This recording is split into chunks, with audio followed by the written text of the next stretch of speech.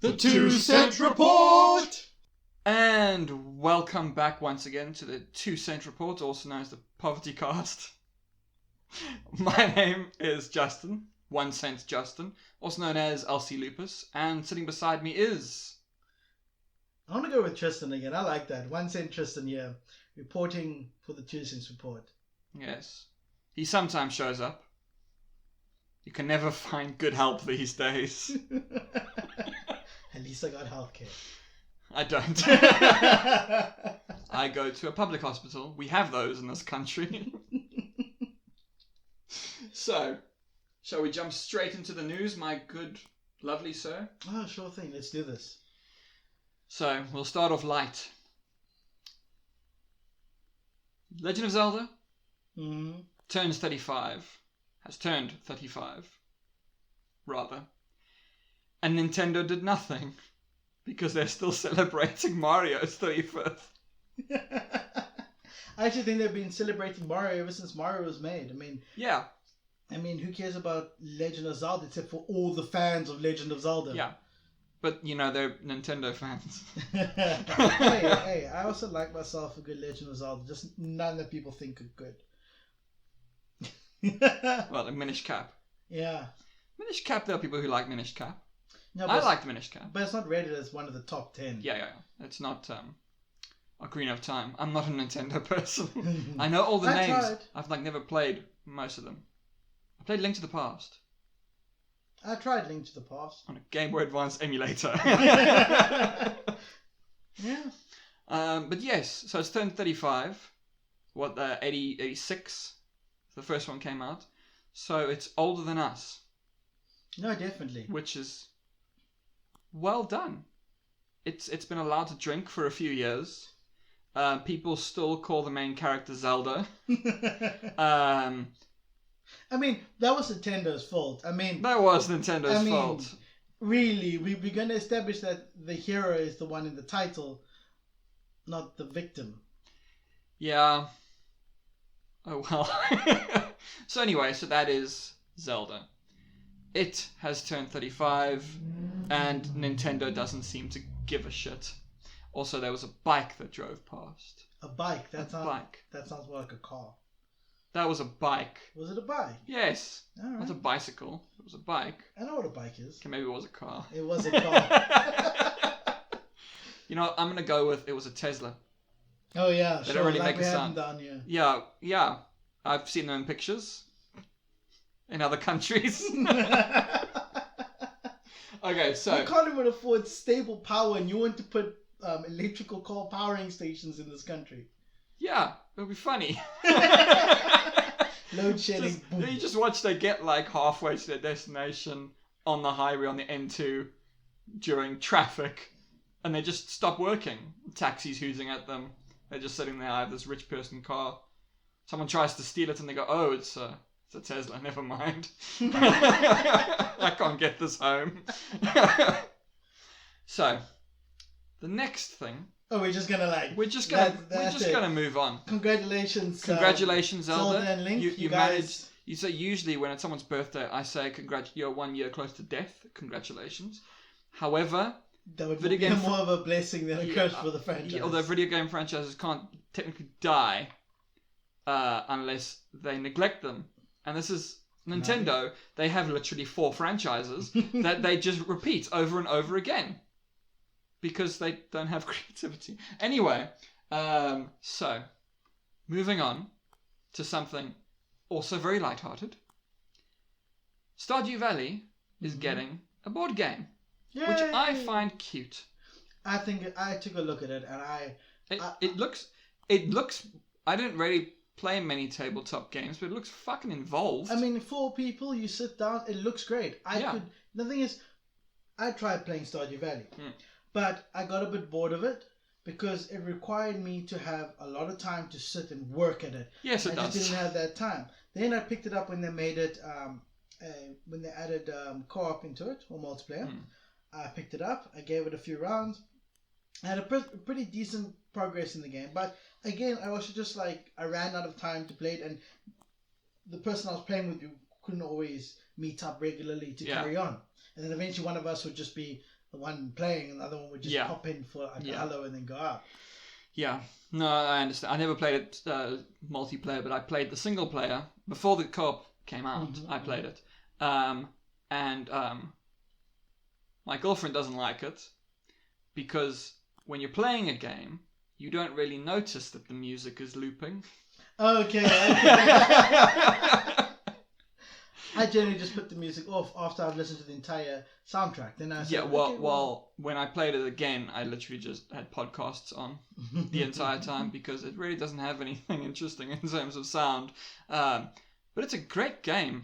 Also, it is literally one of the games which I have so much respect for the developer. I don't know if you know that much about. He keeps releasing updates. He doesn't charge for them. They're like full-on DLC. He doesn't charge. Because it's a passion project. Yes, except the passion project that has now made him a millionaire. So it's the right kind of passion project. Yeah. And it's fucking awesome. Great spot for a plug there, I'm just saying. If you have any passion projects. I have many passion projects. Which one are you thinking of? Nothing specific, just saying.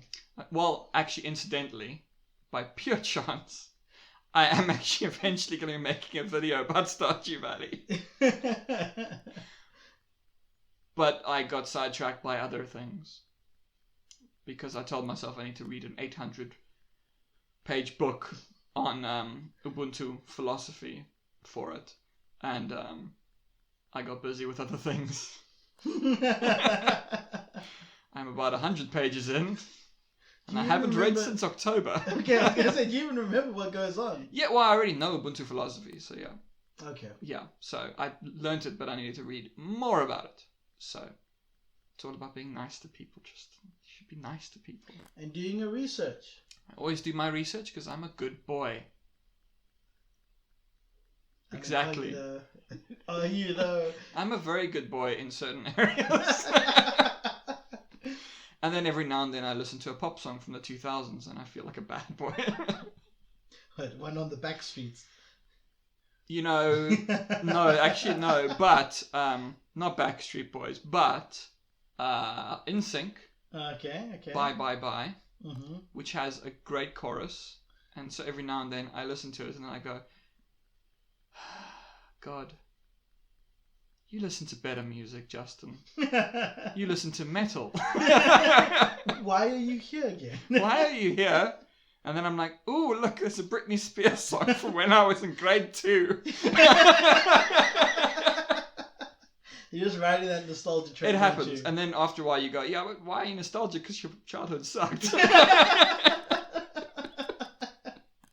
But you know, it happens. Also, this is completely sidetracked from Stardew Valley. But oh well. So, the next one is more of your thing, Tristan. It is. So, a mod. It isn't actually a mod for Half-Life 2, I don't think. It is. Well, yeah, you explain. So it started off as a mod, right?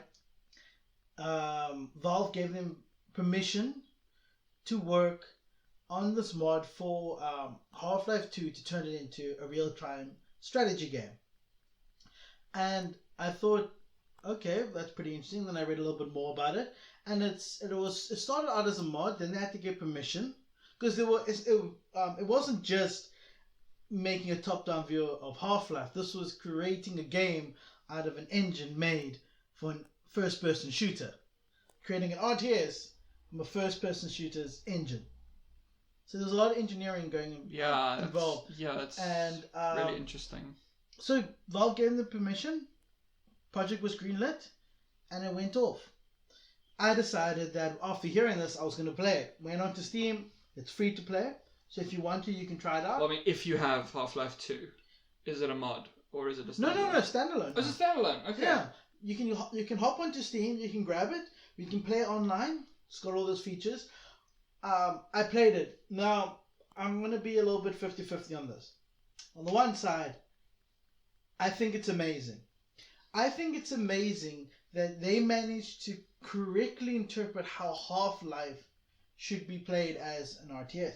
It doesn't feel like a mod. It feels like a spin-off, like a little bit of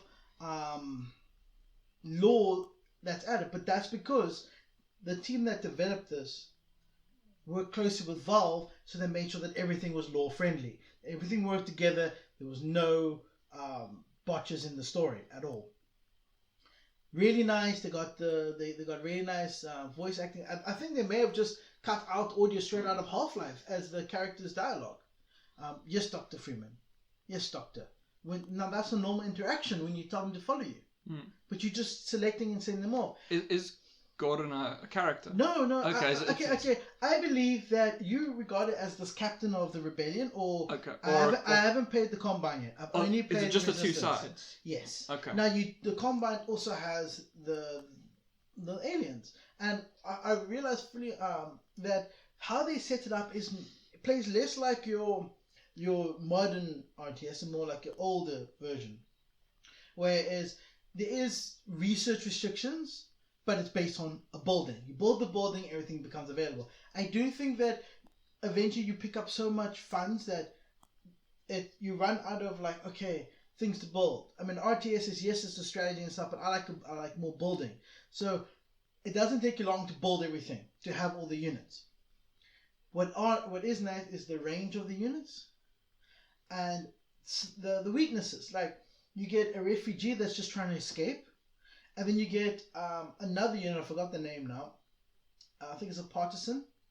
They are just refugees who picked up a weapon. And then you get the rebels, and then you get various rebel units. So all the units are rebel, but it's like a rebel RPG. Rebel, I forgot what the shotgun's gun name is. But they would have that attached to them. Okay. So they're all rebels. The thing that defines them is that if you explore, you want to do it with the rebels and not with partisans. I'm not too sure if that's the right word for it.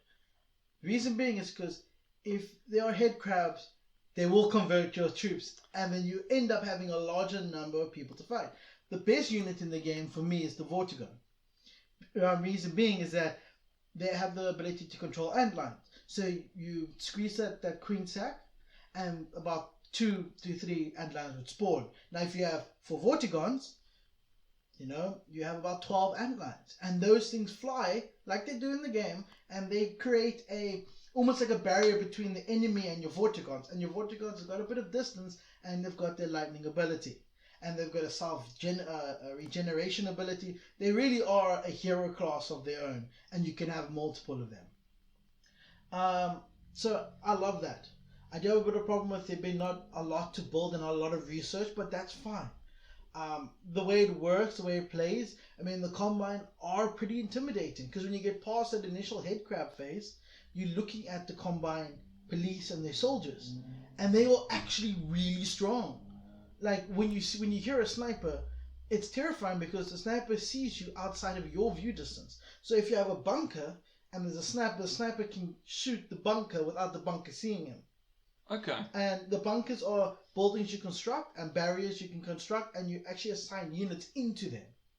So it's not like a defensive structure. It's not just like in Warcraft 3 we just get a watchtower and it just can shoot. You have to put people inside there. Another thing is if you have a sniper can negate the bunker and attack the people in the bunker, which means that they are absolutely terrifying to fight against, especially when they send 3 or 4 of them. Yeah. So I love that about the game. That's really cool. Yeah, But my thing about, obviously, with Half-Life is that really it is stacked in the Combine's favor in terms of like their units, because what are those giant, those stalkers? What are they called? The huge. I haven't even gotten to that point yet to look at it. Okay. I mean because like those and those other things from episode 2. They are there. Oh, they're there. Yes, and they're terrifying. Yeah, because they seem it seems like an unfair advantage of the Combine. But you are allowed to, for the rebels, you are allowed to spawn multiple dogs. What do dogs do? No. Oh, you mean dog? Yeah. Oh, dog. Yeah. The robot. Okay. Yes. So that's your front line. I see. When you charge into them, and they can have them smash the ground. It does a lot of damage. What's amazing is that they kept the physics engine.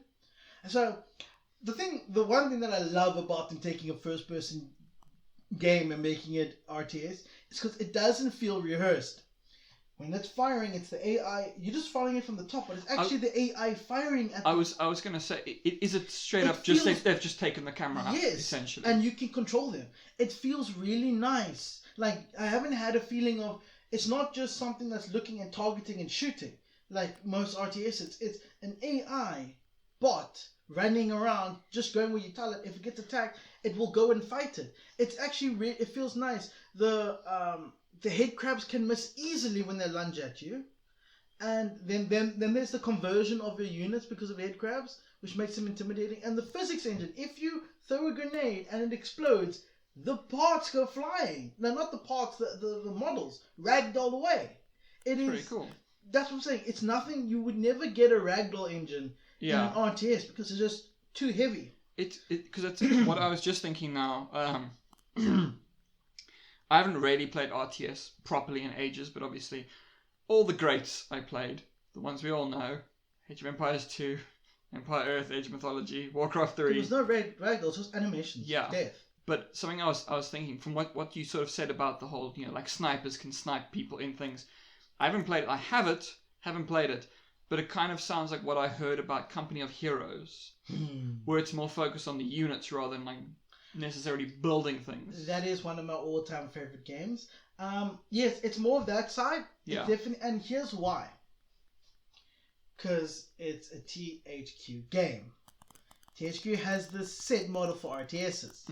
We know this from Dawn of War, and the two main ones are Dawn of War and Company of Heroes. Here's now why I'm getting over to the other 50. Why I don't like the game. Well, I would say what makes it hard for me to like the game, because I already established I love the game. It's just glaring issues. The first one is, well, that always happens. The menu UI is fine. It's totally Half-Life style.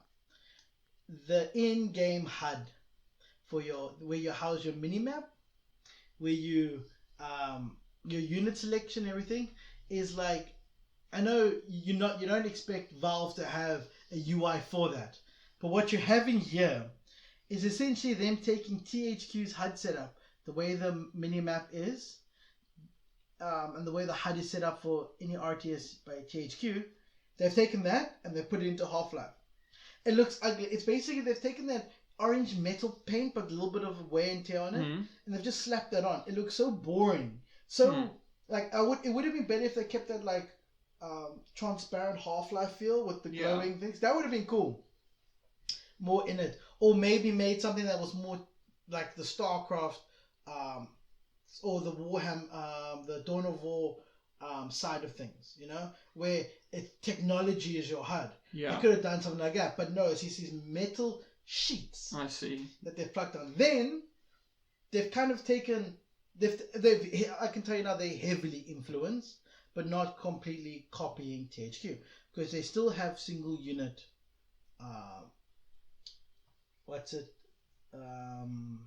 Micromanagement. Okay. So it's not like in teams like in most of the THQ games. They have taken requisition points. So points with flags that you capture, you can fortify, and it provides a stable increase. So they have that. And then they have scrap, which is like these little scrap deposits around, and you just have to harvest the scrap. You can use your building unit to harvest the scrap. And so that's your main two that I've seen. So they've taken some nice things, but I will admit I'm not a fan of the requisition points, mainly because of because I love Dawn of War games, and I love Company of Heroes. Company of Heroes, yeah. Sorry, you can see how I was losing there. It just felt like too much of a copy. I wanted them to be original, but also stick to RTS. But like that specific thing is a very studio specific way of doing it. I mean, could you like if they took the power usage of a Red Alert game, or any of the other skins, the Dunes and all of that, you would know exactly. Yeah, it's Westwood. You would know exactly who they took it from. Yeah. That's how I feel with these requisition points. It's not a bad system. So I was right to say it sounds like Company of Heroes a bit. Yeah, there's very specific units for specific actions. Yeah. I mean, you've got a low tier guy, that assassin-like guy, is like a ranger. He's got a crossbow, and he goes out and you can fire exploding crossbow. You can disrupt enemy units if you playing. Doesn't work with the computer because the computer will just shoot the shit out of you. It doesn't work. If you're playing against somebody, those units are essential. Yeah. To doing guerrilla warfare. And then when you unlock the higher tier of unit, you get a saboteur. That's basically now the ranger guy, but with demolition. That actually reminds me of a thing in Red Alert where you have the spy units. And the AI doesn't know how to use them. But a player would. Players know how to use them. And that's what I'm saying. But I do feel it's a bit... like the balance is a bit off. Yeah. Because the Combine are tough. And so it's the UI of the game, the in-game UI, the HUD, that I have a very big problem with because it's so boring. Does it feel though at all like this is kind of early access, or does it feel like it's done? I feel like they've got a little bit more work to do on it, but I think that they were right to open it up now. Okay. Like I said, it's so weird seeing actual FPS bots. Yeah. As RTS units. It's really interesting. Because they actually are fighting like the bot. I've literally never thought of this before. It's a mindfuck. It's such a refreshing... I mean, we have a lot of RTS out there, but nowadays RTSs are coming out as throwbacks to the past. Nostalgia RTSs. Because they're all trying to copy a working system. Yeah. This was a bold move where they got FPS bot technology involved in the RTS, which it takes away a little bit of the micromanagement, but it also feels nice because you don't feel like you're commanding a bunch of idiots. That's really cool. It's not on the level of Company of Heroes where you could change the thing I love about Company of Heroes. It doesn't matter how bad you are. I mean, I've played against online and I've played against friends. Friends are the hardest because they get to know you. They know you more. Online is easier because you're going against someone that you probably haven't versed already. And you can use a technique. Yeah. But you can shock them because you can see the shock in the way they move the troops. They don't know how to react. But a friend, they genuinely know, especially people that you've been gaming with for a long time. They learn your technique. Exactly. They know what type of person. Are you a rush? Is he going to attack me soon? No. He's going to wait until he gets the top tier technology and then he's going to come at me. Yeah, it's like me. I'm not good at playing these games with people who actually know how to play. Because they just like... Whenever I have watched multiplayer games like on YouTube and stuff, and it'll be like a game is 5 minutes because it's the first one to build the thing and then go and kill the other team, and I'm like, are you even having fun? That is not Company of Heroes. Like I said, Company of Heroes, if you know how to play your units, because it's more of you play to your favorite unit rather than you just use them all in some mathematical manner. You could sway a whole battlefield with one squad. If you know how to use it, like, I thought, you get tanks. Tanks are the ultimate. Tanks are only the ultimate if you're playing the Germans who have a tank division. Because the whole point of the Allies is that you have the technology to keep the tanks at bay, and your tanks are there to serve as a decoy to pull the units in, and then you have your weaker in health and armor, but strong in attack tanks specifically designed to kill tanks. Like, the tank destroyers for the Allies, for the Americans, for instance, it is very good at taking out other tanks, provided that it's not in the line of fire. So it actually has like a sort of camouflage mode where you can just sit it down, and then you use your Shermans to take the brunt while this one's attacking. Yeah. It basically works as a more mobile version of the AT gun. But for the Germans, the Panzer alone is something you do not want to get caught between. Mm-hmm. The Tiger tanks are devastating. Their tank divisions are better. Now, you can turn that whole thing around if you know how to use a good rifleman squad. If you know where to duck and cover, where to hide, and if you know how to use your sticky bombs. Yeah. Basically, always stick the sticky bomb to the back of a tank. Reason why is that's where the engine is. You're going to do a lot more damage like that. And a single squad with sticky bombs could do a lot of damage. You see, this is also... I haven't played Company of Heroes. I just know about it. And I have it. The first one. But it's, we all have those games. It sits there and you're like, I'm going to play it one day. And then 3 years goes past and you go, I'm going to play it one day. I've been playing other things, but I'm gonna play it one day. It's one of those games that I would never, especially you, I wouldn't tell you, no, you have to play it. If like other people that I know that prefer the more RTS games, I would recommend it to them. Yeah. But I wouldn't recommend it to just everybody because I want the reviews coming back to me to be good. Yeah. Well, I mean, I've always had this thing with like RTS games. There are the few I played when I was a kid. And I'm kind of like, I don't want to play other ones. Because then I have to learn new, like, races and structures. And I'm like... But that's the best part. It's a high investment. No, especially this because you have to get used to the playstyle. It's a crawl across maps. Yeah. Well, that's why, like, me, Warcraft 3, fuck, I'll play it any day. Age of Empires 2, none of the other ones. I played Starcraft for the first time when I was like 17 or something, and I never liked it as much as Warcraft 3. I think it's because it was different.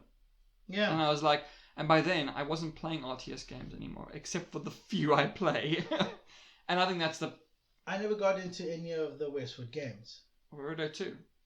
I enjoyed it. I fucking love it so much. But I would never actively go back to it. Okay. And I think the problem doesn't lie with the game itself, but how much exposure I had to the franchise. Yeah, I only played the most popular ones. I played Dune, and I played Red Alert 2.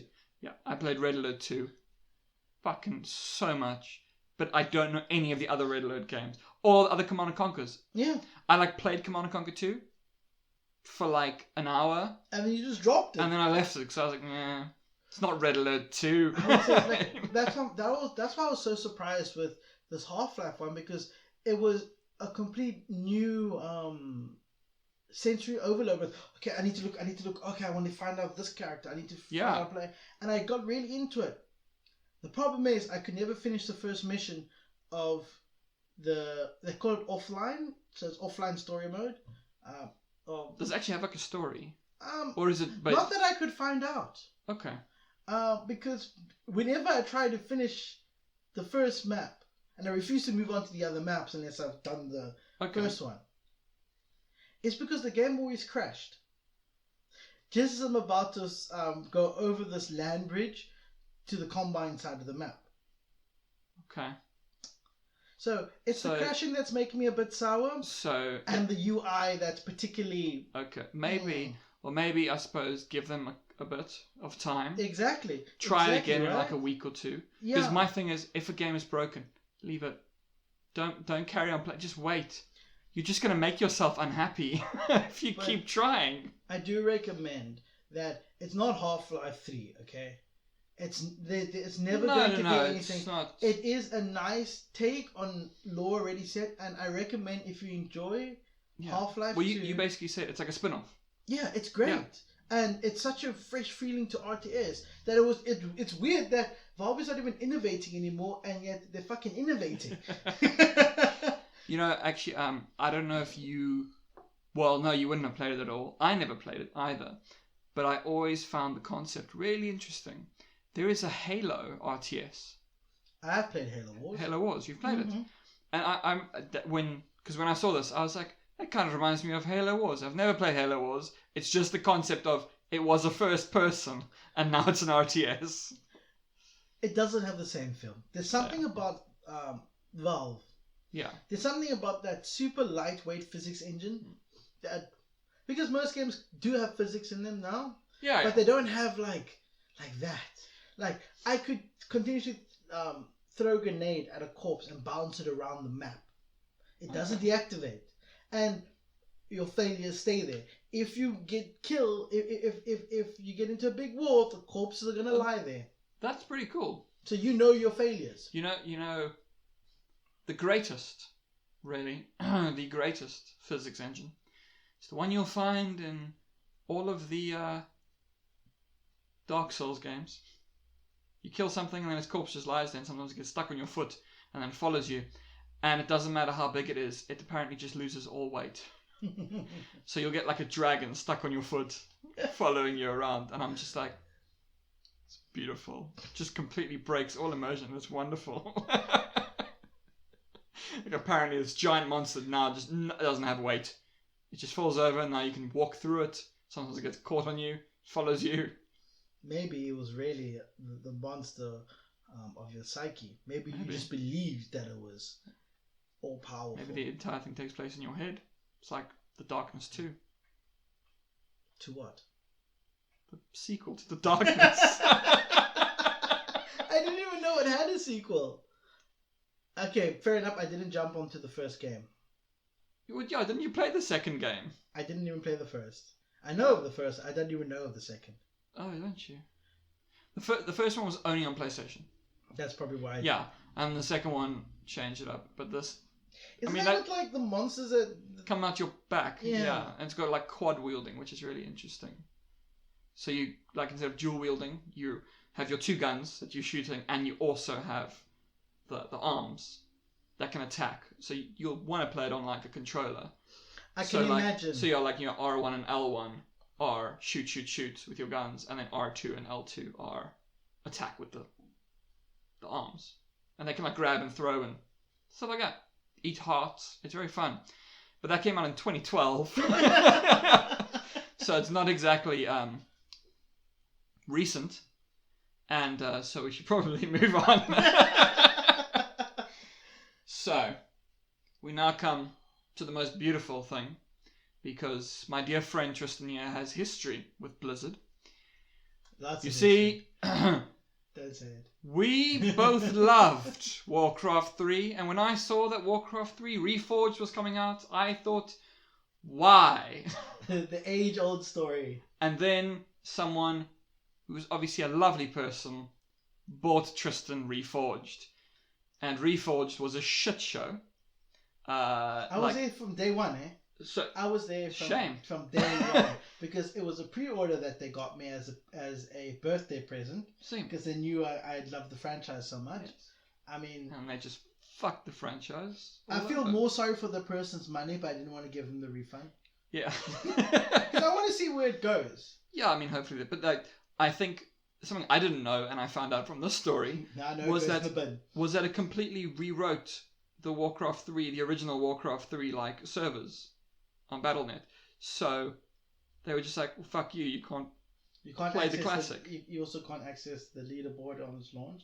So if you were somebody that spent a lot of time climbing up those leaderboards using the old system, that was it. You would have to get used to the new board, the new system, and then climb those boards again.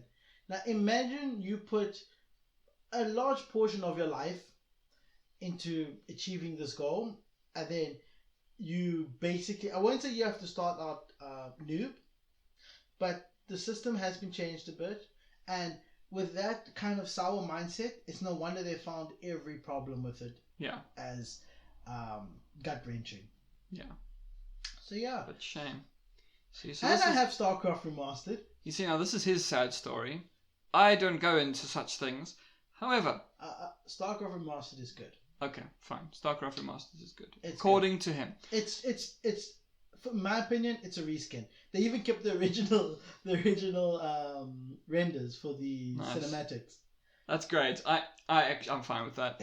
Then it's not a remake, it's just a remaster. It's a reskin. Yeah, but like Reforged was supposed to be a remake. Yeah. So they did fix a bit of stuff up. It was kind of like Starcraft Remastered was, let me just fix something up. Let me just make it better so that more people can enjoy it without having to, wear nostalgia glasses to get through. Yeah. Get through it. And I thought it was great. And then because of a certain popular YouTube channel, they decided to reskin it again. This time in a cartoon variant of the same style that the popular YouTube channel used. What channel is this? I can't remember their name. Hence why I'm being very vague about it. Okay. Because I don't pay attention enough to Blizzard. So now they're actually selling this skin. So basically, they basically upgraded the engine so that they could reskin the game with better graphics, and they did. And then they're just like, wow, while we at it, let's just reskin a cartoon version, which in my opinion looks horrible. You know how people complain about all cartoons and how they are making it round and shiny. Yeah. Nowadays with the same faces for every character, no real design. I kind of feel that kind of hate towards this cartoon version, although I respect it because this YouTube channel managed to get their own skin for Starcraft. Yeah, I mean that's an achievement. So I'm not sour towards the guys for doing it. I just think that it was an unnecessary cashing because it's a paid DLC for a complete reskin of the game. Yeah. Reforged, however, wow. Props to the art team. Yeah. Whipping must be done to the developers. Or whoever spearheaded that project. Whipping. You see. I'm talking about proper whoops. Ones that got the pyramids built. You see, now, thankfully, I don't pay attention to any of this kind of stuff. Whenever one of these remakes comes out, like the remake for Spyro, I was just like, fucking awesome. You wet the floor when you heard that. I was very fucking happy. But I waited till, I got it. I can't remember where I got it, but I got it. Probably Humble Bundle. And then I was like, oh, it's been fully updated and everything. Because I always do this. I never buy games when they're new. Because that's when they're broken. And that's when they're broken. So I refuse. Because, no. I like things that are in a working state. Mm-hmm. That's why it took 5 years to play The Witcher 3. And it worked. Same thing for me. See? I only got it on that Steam sale. At least I didn't get it from Epic. I got Witcher 3 for like 90% off or some shit like that. 80 or 90% off. I was so happy. Did you get that that calendar release for last year December for Epic? That fake news release where there was a message release that Epic was gonna make, almost like a what do they call it? I can't remember the name now. The calendars where you get a toy or a sweet for everyday calendar. An advent calendar. There we go. Yes. So, but it was for Epic Games. They were going to release certain games building up to New Year's. Yes. Which were all not true. And it buzzed around the net. I remember the advent calendar thing because it was a free game every day. Yes. But that was real. Not the one that hit my circles. The one that hit my circles said that like premium games are going to become free. And when we got to those dates, it was like, what the shit is this? Oh, yeah, no, it's mostly indie games. But it was free games. I mean, don't get me wrong, it was pretty dope. I get every free Epic game, I've never heard of it. Yeah, I'm like, what happens when one day I have no money? Or you just feel like playing that. Or, yeah, sometimes it's actually a game I want to play. Yeah. No, I think the second game was What Remains of Edith Finch, which I always wanted to play. I don't know if you've heard of it. Nope. Yeah. It's a great game. It's a walking simulator. And it's great and very depressing. It's a very sad game. I loved it. What I thought was funny people die. After that, they started releasing games like Metro 2033 Redux. Yeah. And I was like, I might be old into this, but surely they're not trying to, after a year of free games, repeat games. Surely they've repeated a few. Yeah, they've repeated a few, but not that it's still free games. Yeah, ultimately. Yeah. And it's good if you didn't catch it then. Now's your chance to catch it. Yeah. Yeah. But we've gone off topic again from Blizzard. So what we're getting at here is that Diablo 2 is getting a remaster. It's getting a remaster, which is called Diablo 2 Resurrected. Because of course it is. Because this time it can't be reforged because that's a fantasy thing. This is a hell thing. So it has to be resurrected.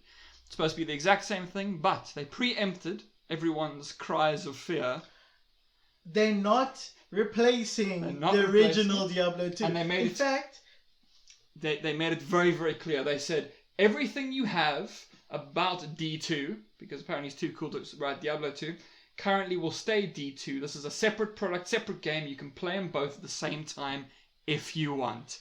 They're terrified. Relief across the world. They will not have to lose that much. The thing is, for me, This is great. This is actually some of the best news I've heard. To me, this is obvious what they should have done in the first place. I missed playing Diablo 2 when it first came out. Yeah. Reason being is I had a choice. Buy the Starcraft CD. Okay. Or buy the Diablo CD. At that point, Warcraft 3 wasn't a thing, and we had moved on to post-DOS. Yeah. And DOSBox wasn't a thing back then either. So, you know, I wasn't in charge of the finances. My older brother decided that he wanted an RTS. Main reason why I play RTS is a lot is because it was what someone dictated would be the staple in the household. Yeah. And because of that, I chose StarCraft. Thank goodness I did, because I have such a love and appreciation for the franchise that even spills over to the other Blizzard games. I'm not talking about Activision Blizzard, anything that came after. No, just Blizzard. And that includes StarCraft 2. It's a good game, but it is an Activision Blizzard game. Don't forget that. Although, what Activision Blizzard, I think, happened after the first of the StarCraft 2s. It was still Blizzard then. That came out like when we were in high school. That came out like 2010. If you look at the difference after...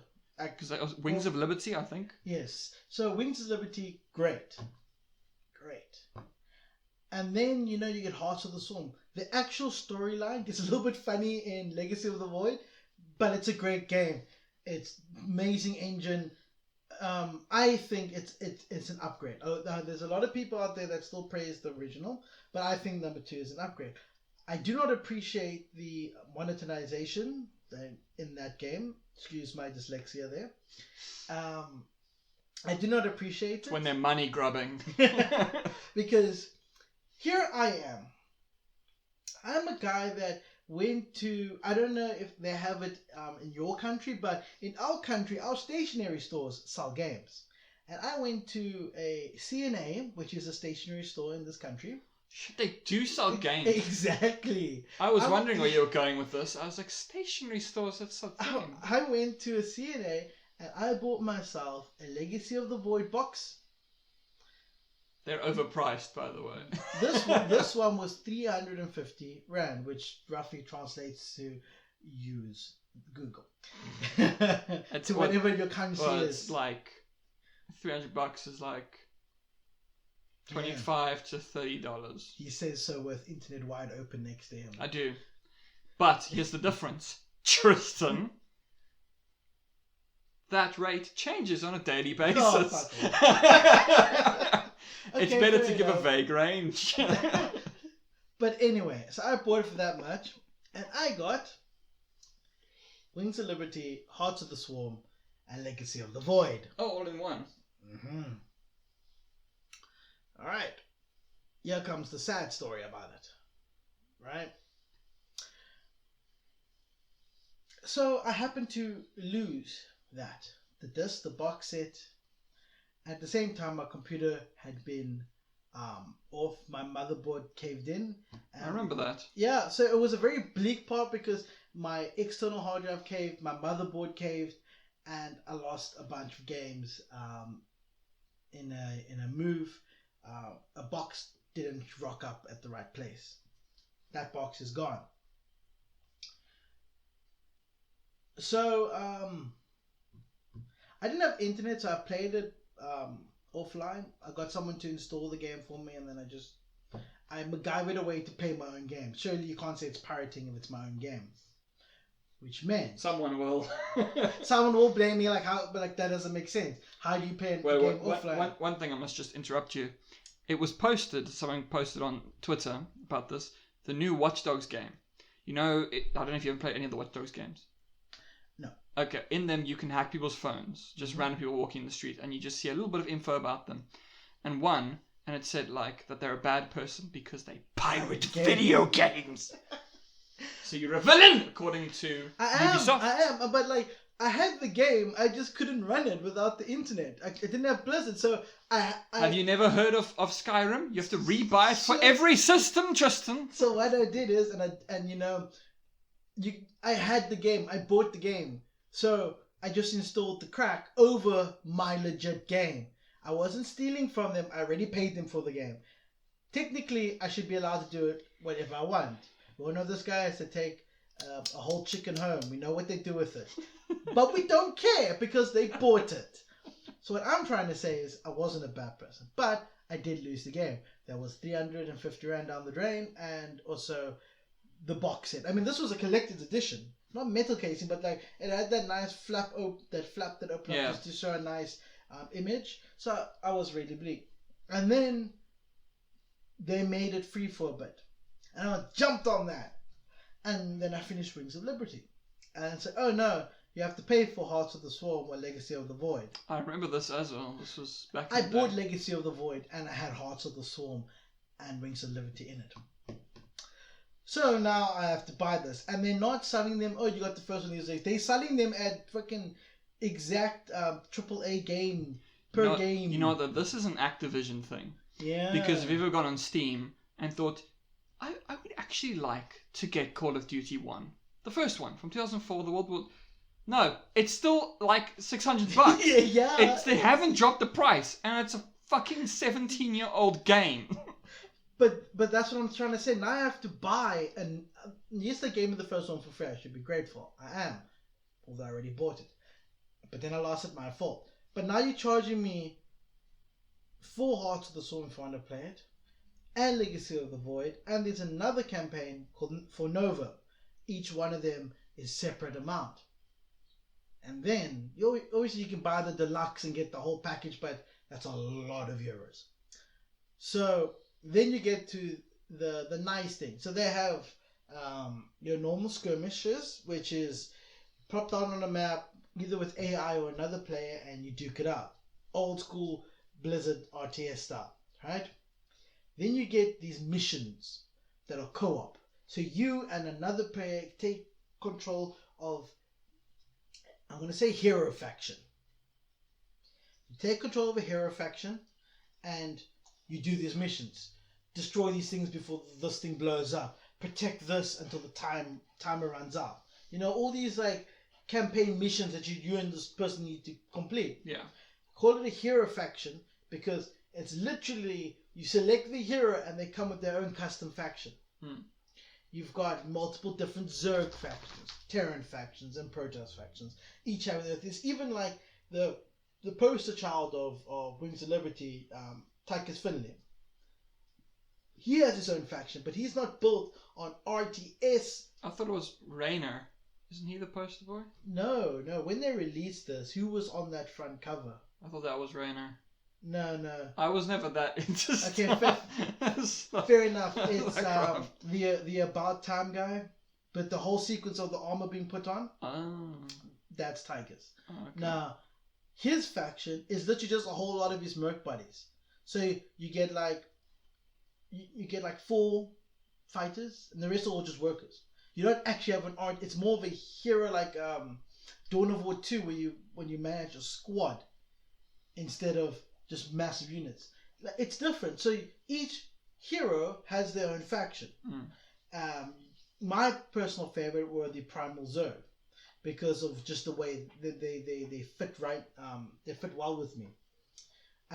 But now you get to a certain level and they cap you, and you have to pay for every hero faction you want to take out. When you want to pass the cap for, you have to pay. So they've given you Wings of Liberty and access to this co-op thing. Everything else you have to pay for. They cap you on the hero factions. So if you really want to go far with it, you're going to have to pay. And these hero factions are only for the co-op. They're only for playing with someone and not against somebody. You know, I think that this, like games like this, yes, the user base has shrunk, but it has a very dedicated user base. And there's nothing like a dedicated user base to get people to spend money. But that's because of Blizzard. Yeah. That's because Blizzard released a good game. Yeah. A sturdy game, one that could hold its own in any single player campaign story driven RTS game, but was also up there with the big boys, with the esports guys. It filled both worlds. No, it was huge, and it was like one of the major. It still esports. is. I mean, we don't hear from it a lot, but you know, it's only recently like games like Fortnite had big winnings. Yeah, Fortnite. Starcraft and Warcraft have had big rewards or cash prizes from long ago. Yeah. People have made Starcraft, the original what's the Starcraft expansion called? Brood Wars. Brood Wars. Brood Wars is still huge in South Korea. It's huge. That's what I'm saying. They've held on to it. It is.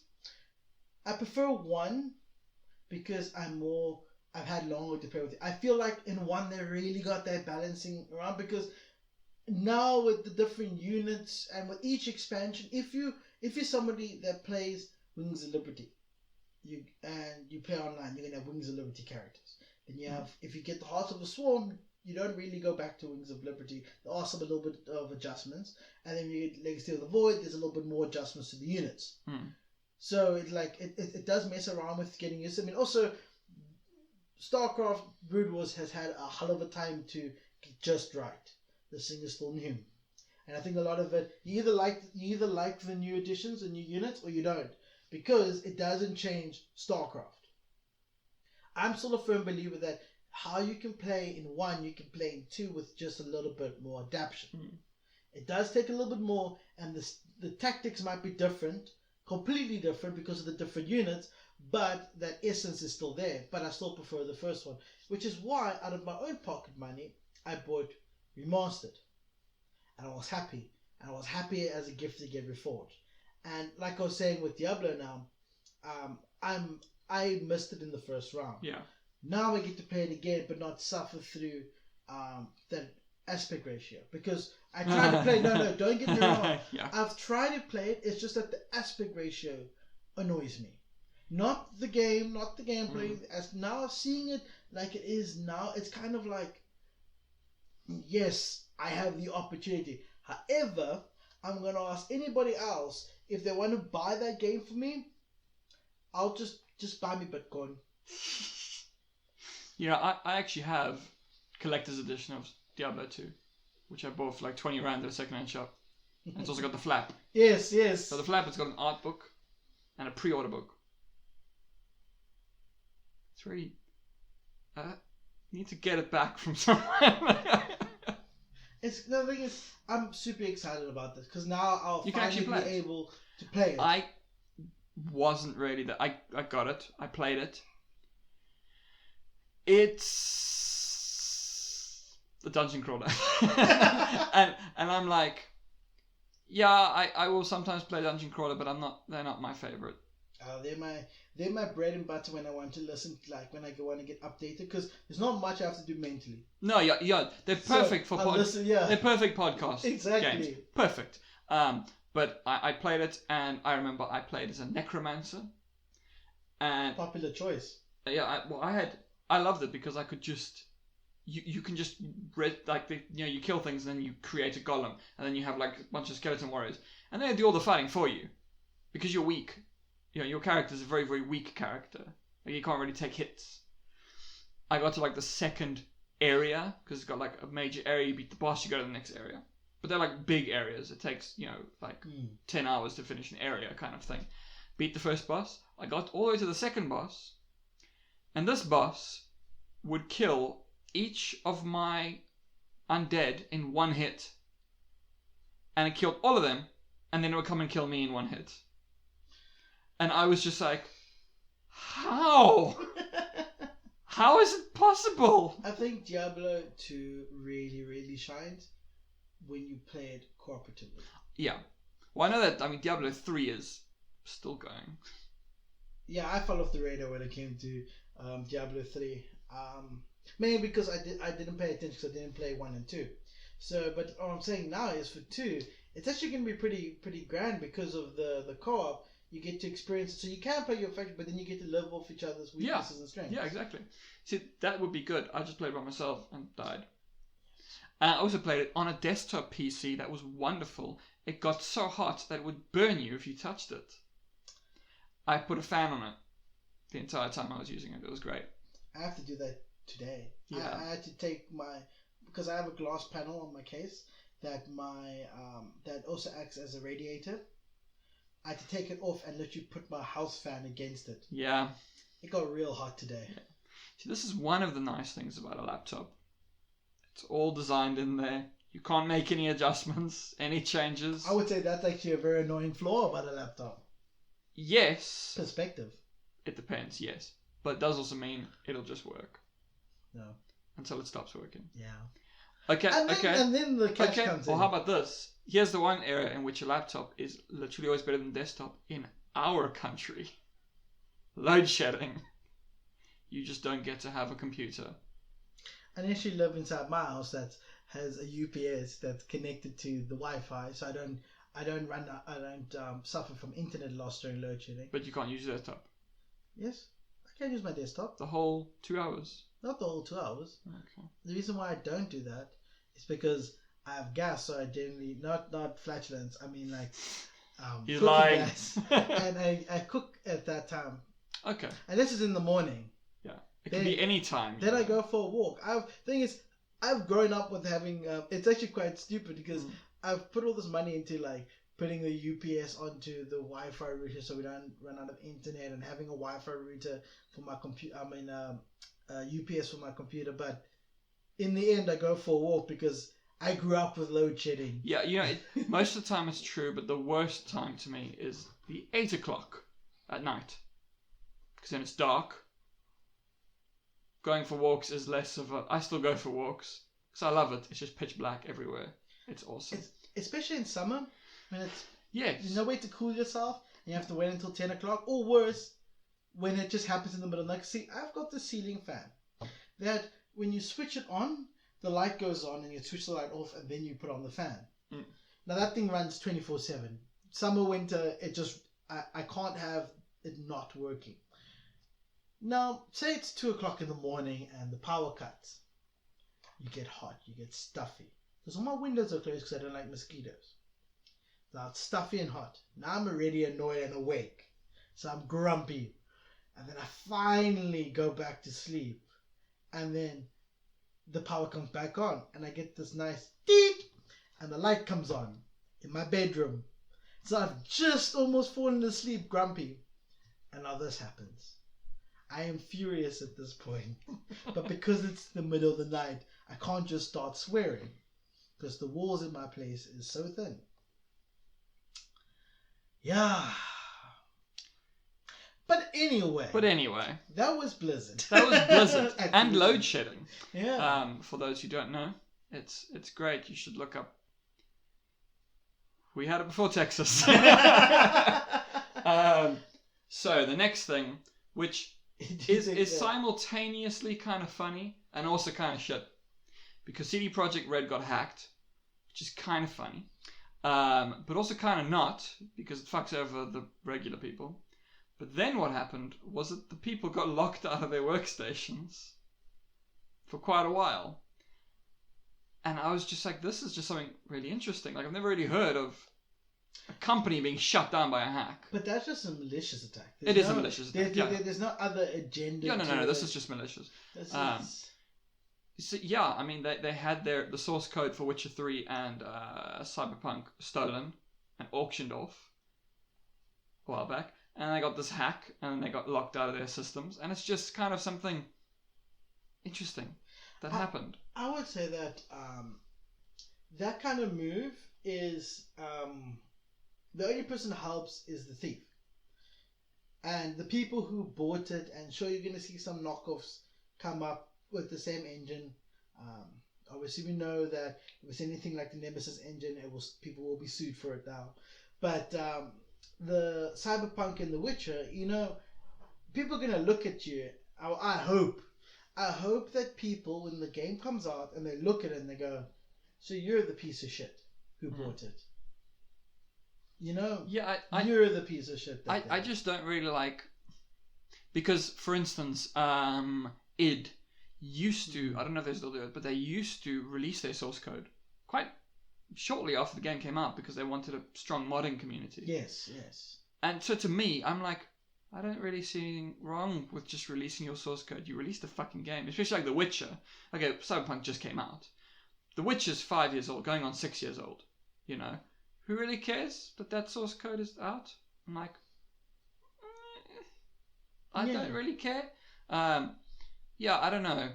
I think that more source code should be kind of more open source because then everyone can learn from it. You know, because I mean that's how you get people who like learned how to do like game design from tearing into the old Doom 1 and Doom 2 source codes, like learning how to play it, how to make things from that. So I'm like, I think it's a really great thing. It sparks innovation. Yeah. However, when it gets stolen, it's a bit of a dick move. It should just be released for free. But Are you victim blaming here? No. I'm just saying that more companies should just release their source code, but they don't want to do it because technically, I think you can reverse engineer it, so then you can pirate it. But I mean, you can pirate it anyway. Cyberpunk, when it released, CD Projekt Red went to one of the more famous pirators, FitGirl, and they literally asked why was it taking so long for FitGirl to pirate their game. Nice. Knowing full well it's going to happen. Yeah. No, it's going to happen. I'm not saying let the developers and the pirates be friends. I'm saying it's going to happen. The best ever pirating story. I don't know if you know about this. This was back in 2013. It was a big story at the time. EA tried to reboot SimCity, and they made a SimCity just called SimCity because it's like the new Doom. It's just called Doom because anyway. So they made their new SimCity, and you had to have an online connection the whole time to play it. The network went down, and people couldn't play it for like 2 weeks, but the pirates could. And then you're just like, you fucking deserve that. It's just funny. And you sort of go, yeah, you see, you wanted to have this always online thing so people couldn't pirate, people pirated anyway, and now they're having a better user experience. Also, a pirated game will never disappear. Exactly. Like, all these companies don't give a shit about preserving their stuff. Pirates will. So, no. Look, they're fine. I think that I don't condone the money loss that pirating causes.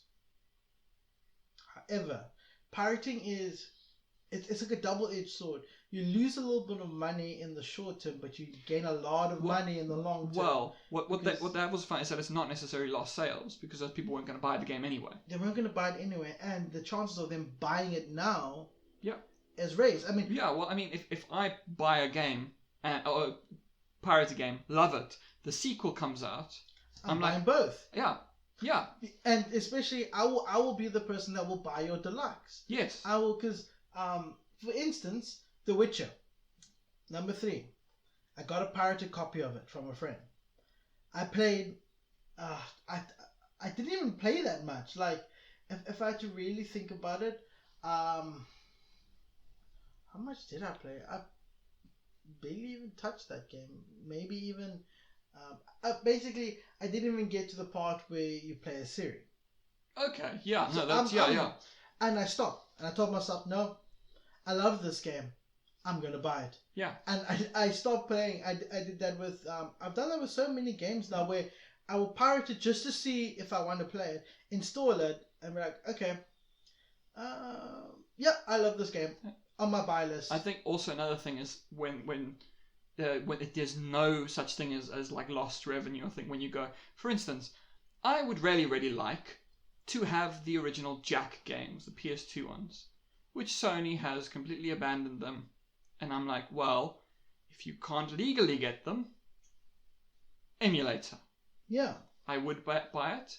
I have it on PlayStation 2 and PlayStation 3, so I've bought them twice. But now it's time. Yeah. Yeah, I will now play it on a PC because I can emulate it and it's easier.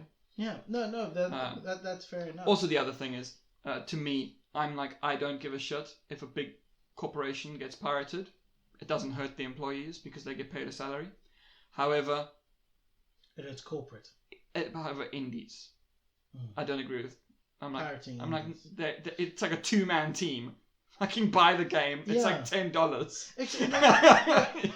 That's always been me. Like, I've always like, okay, it's a big brand, you know.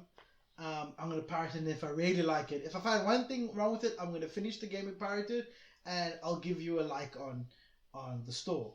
However, if it's a good game, I'll buy it. Indie games, I only either get from you or I buy them myself. I don't pirate them because 2 reasons. Number one, it's definitely not fair to them. Yeah. They're not corporations. They suffer. That's the only income revenue. If they have backers like Patreons, you're also insulting their dedication. Yeah. Number two, you're not likely to get the fixed version of it. You get the playable version, but you're never going to get, because they go patches. through, they go through a patch a day almost sometimes. Yeah. So you're never going to get that. And just don't pirate indie games. You can pirate FIFA as much as you want.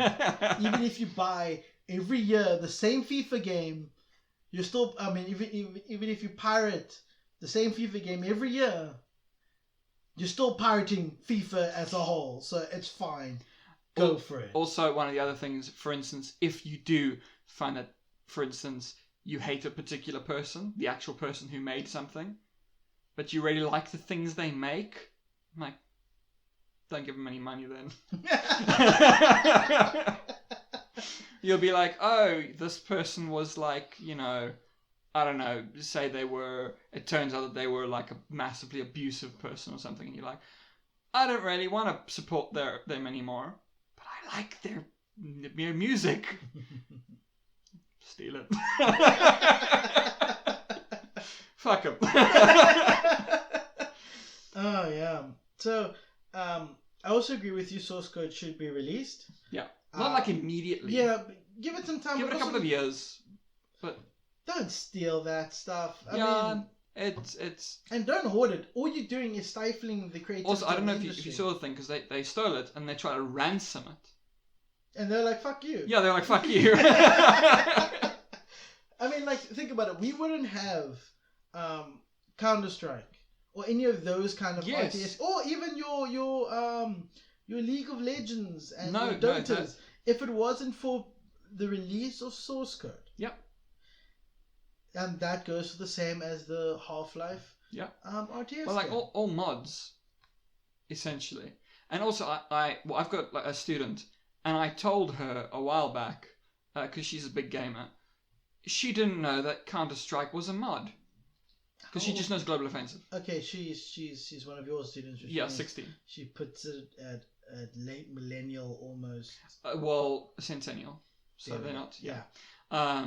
Yeah. So she didn't know. And also, didn't know Dota was a Warcraft 3 map. And I was like, yes, from Warcraft 3, it was like a mod. Hence about the sourness, why corporate crunched down on Reforged so much. Yeah. You can't make your own maps. You can't own your own maps. You can make as much content as you want.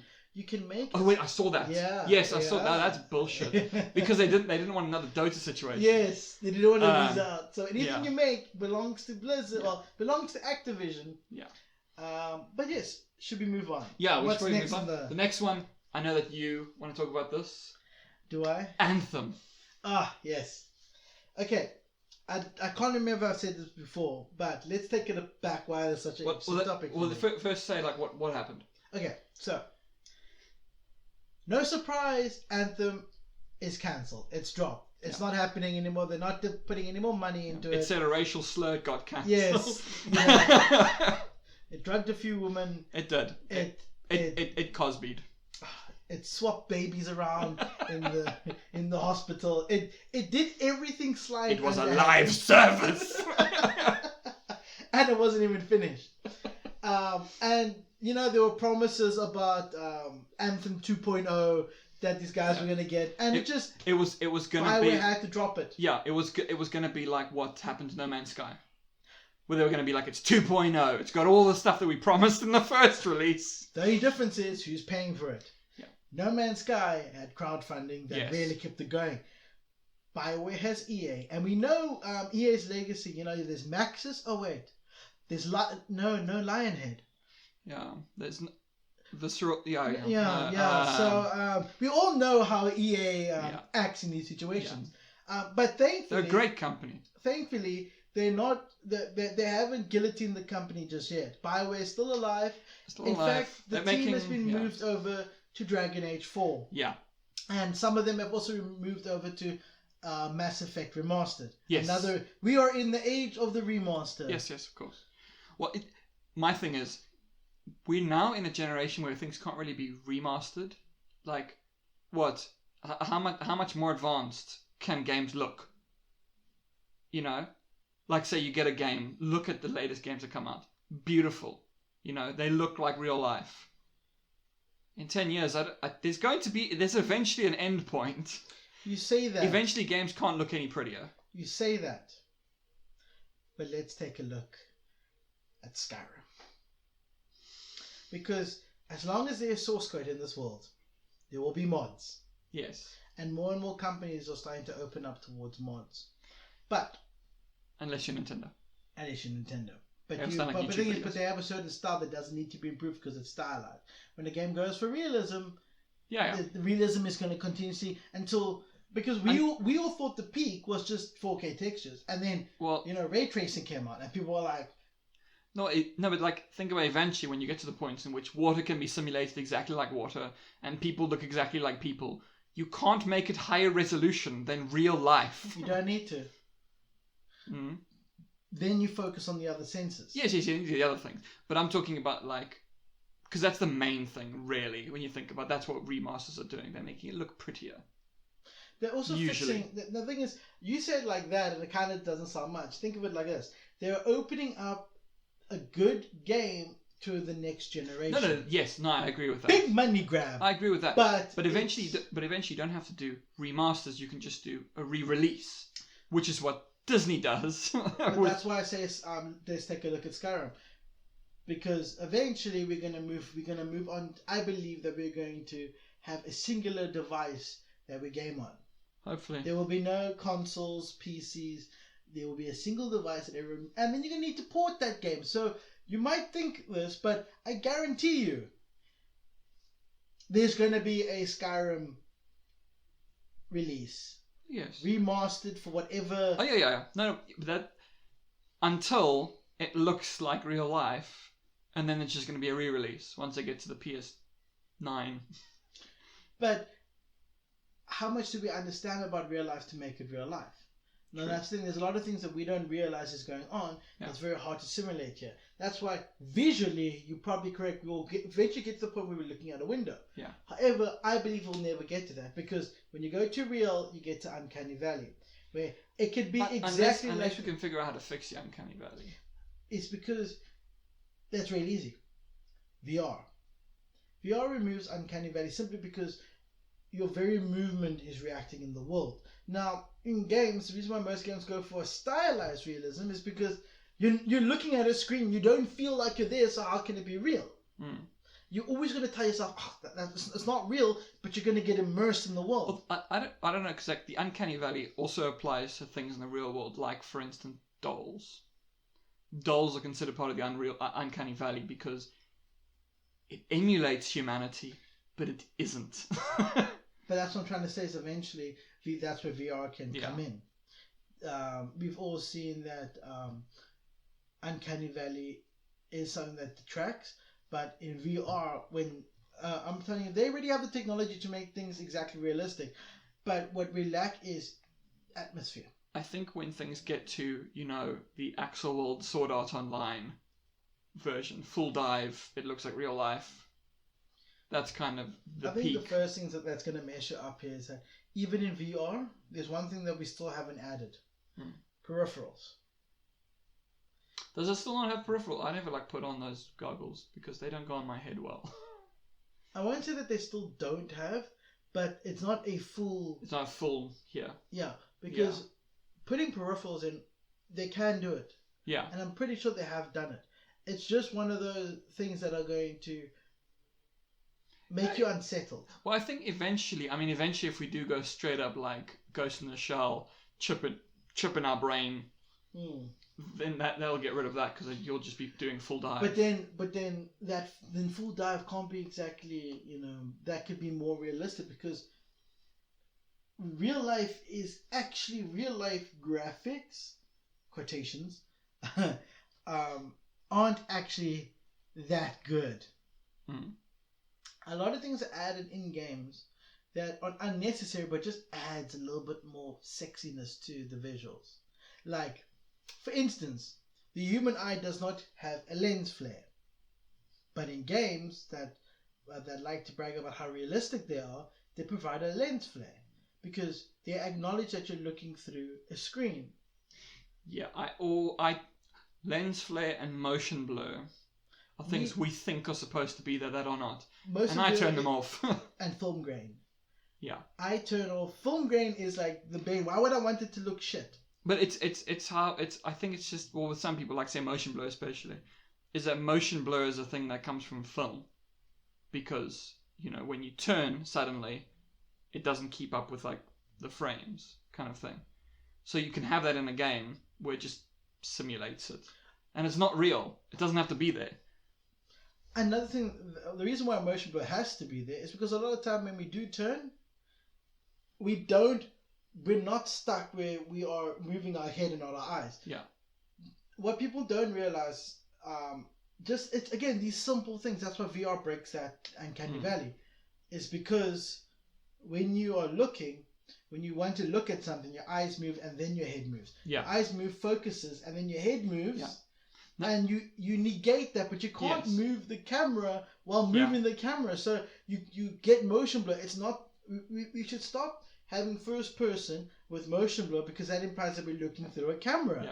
I always turn it off. Or we close our eyes. If it's a massive turn, we close our eyes. We blink whenever we move our head. I know that is a thing in VR. It's But you can't. But you will do that instinctively in VR. But you don't do that in a game. Yeah.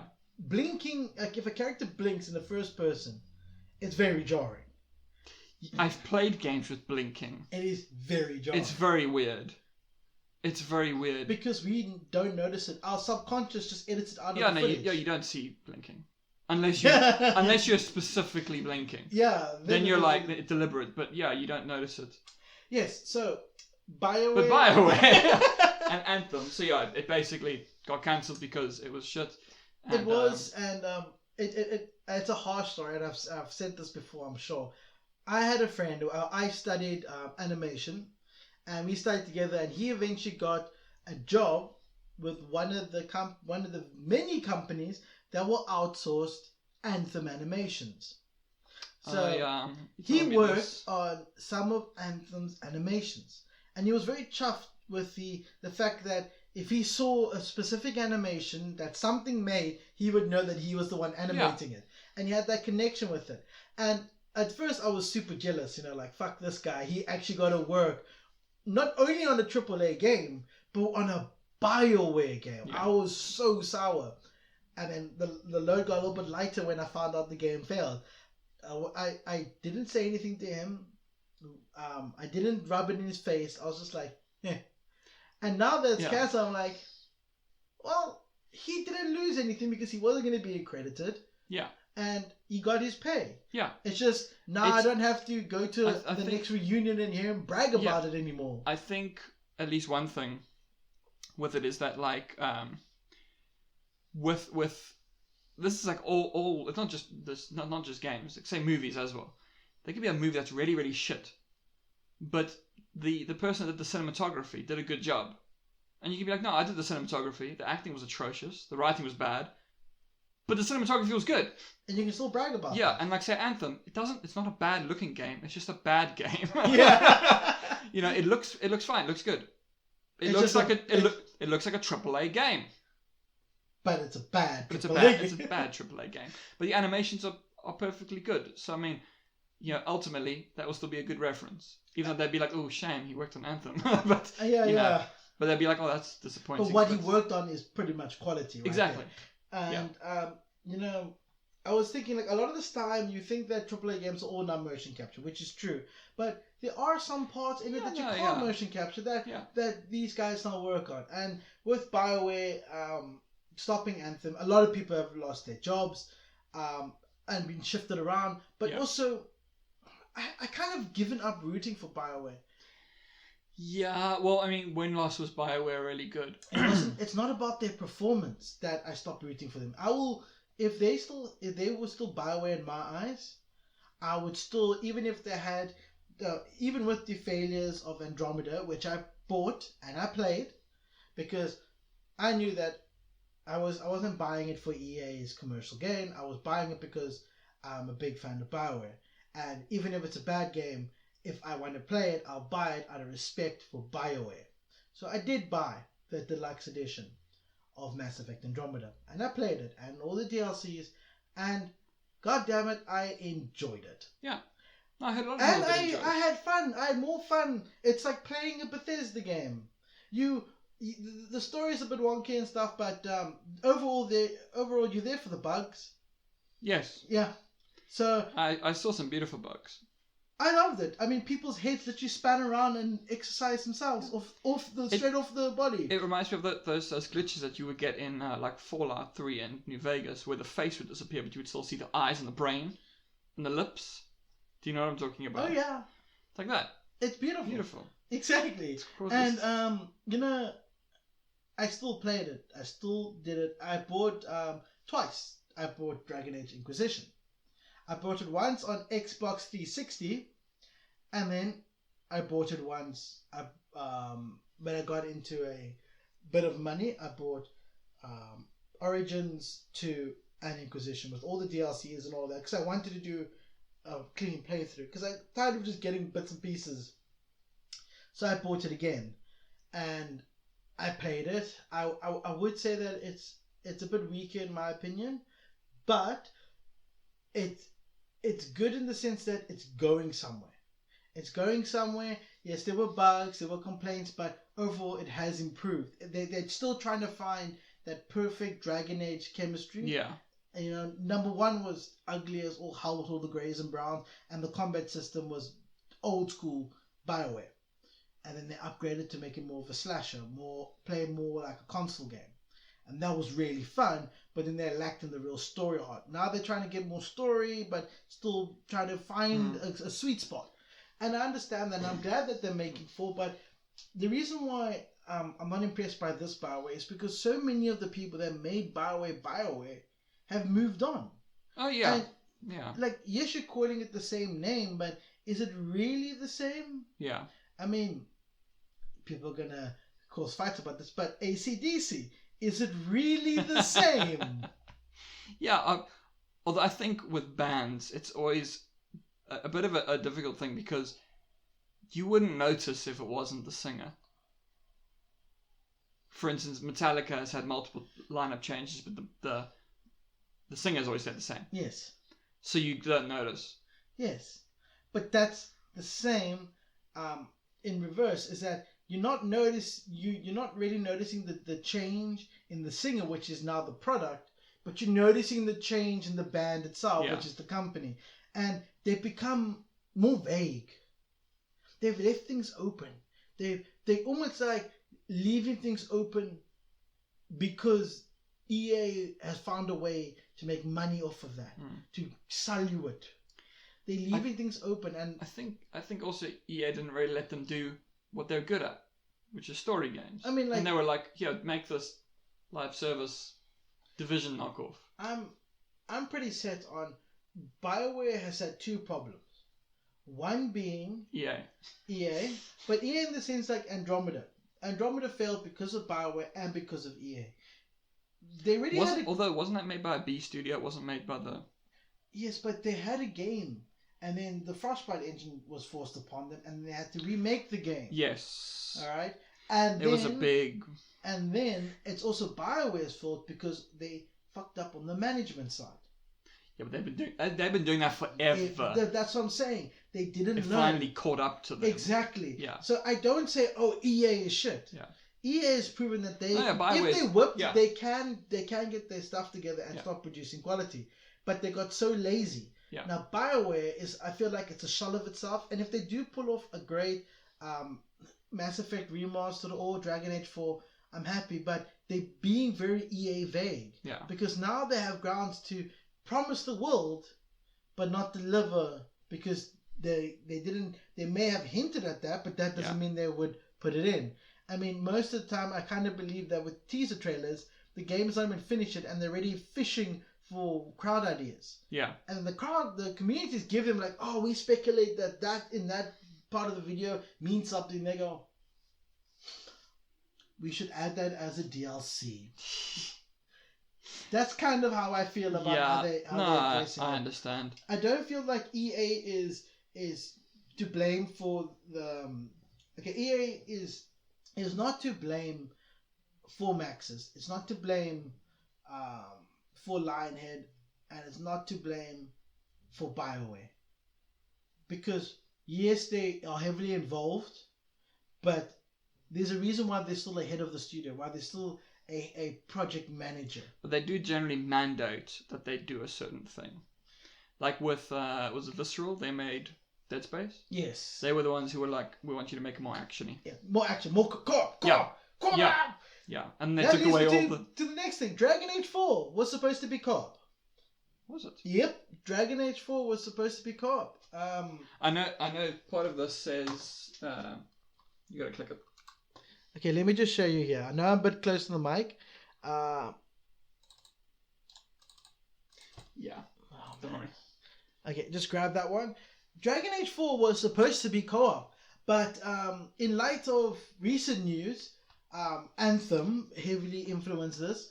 They decided to keep Dragon Age a single-player experience, which I think we can all say thank God that he did that. Whoever God that you pray to, whoever deity is the one you need to thank them, because Dragon Age 4 is sticking to single player. They were gonna try a little bit of live service, and they were gonna try a little bit of I don't know if you guys are familiar with the Old Republic. As in Knights of? No, as in the Old Republic. Oh, the it's MMO. Yeah, exactly. Yeah, I never played it, but I know it. But they were going to make it similar to that, and they decided no. Reason being, Fallen Order. Mm-hmm. And that's why I kind of feel that EA is starting to realize that they're losing money trying to make money. Well, they realize, but there's also this theory that I have heard posited. They made Battlefront 2 a horrendous game, a horrendous money-grubbing piece of shit, and then they were basically poking the bear, Disney, exactly, Daddy Disney, and they were like, okay, let's make a good Star Wars game. Let's make Fallen Order, and then people regain trust, and then they go, we're gonna hit them with a Battlefront 3. And then people think, oh, they learned their lesson, and it turns out they didn't. Well, and the way that they're moving with Dragon Age 4, I mean, you gotta cut them some slack. I mean, these are the creators of FIFA. You know, you gotta... Well, publisher of FIFA. Like, they don't really develop anything themselves. I know. EA. Yeah. So they also made Dead Space. And... We didn't think they were going to be literal when they said EA, it's in the game.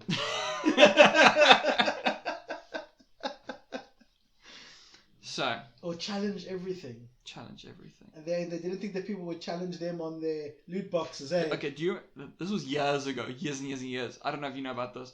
There is an award that is presented called the Golden Poo Award. Oh, yeah. And it always goes to companies like BP and stuff like that, like these evil companies that are destroying the world. And then it was an internet-based voting system. And so, of course, gamers who ruin everything learned about this. And they were like, we don't like EA. And so EA beat out these like oil companies and stuff and won the Golden Poo Award, I think multiple times, which they did not find funny. Well, that's like telling a country that they're in junk status, isn't it? Yeah. So, exactly. I know, I can understand that. By the way, if I got a Golden Poo Award, I would probably display it. Like getting a Golden Razzie. You know Golden Razzies. I mean, I could do with one Rotten Tomato even. That'd be cool. Be fun. Yeah. But those are critics. We all know that some critics are genuine and some just like a bit of extra... Yeah, I don't really like the Razzies. That's a whole different discussion.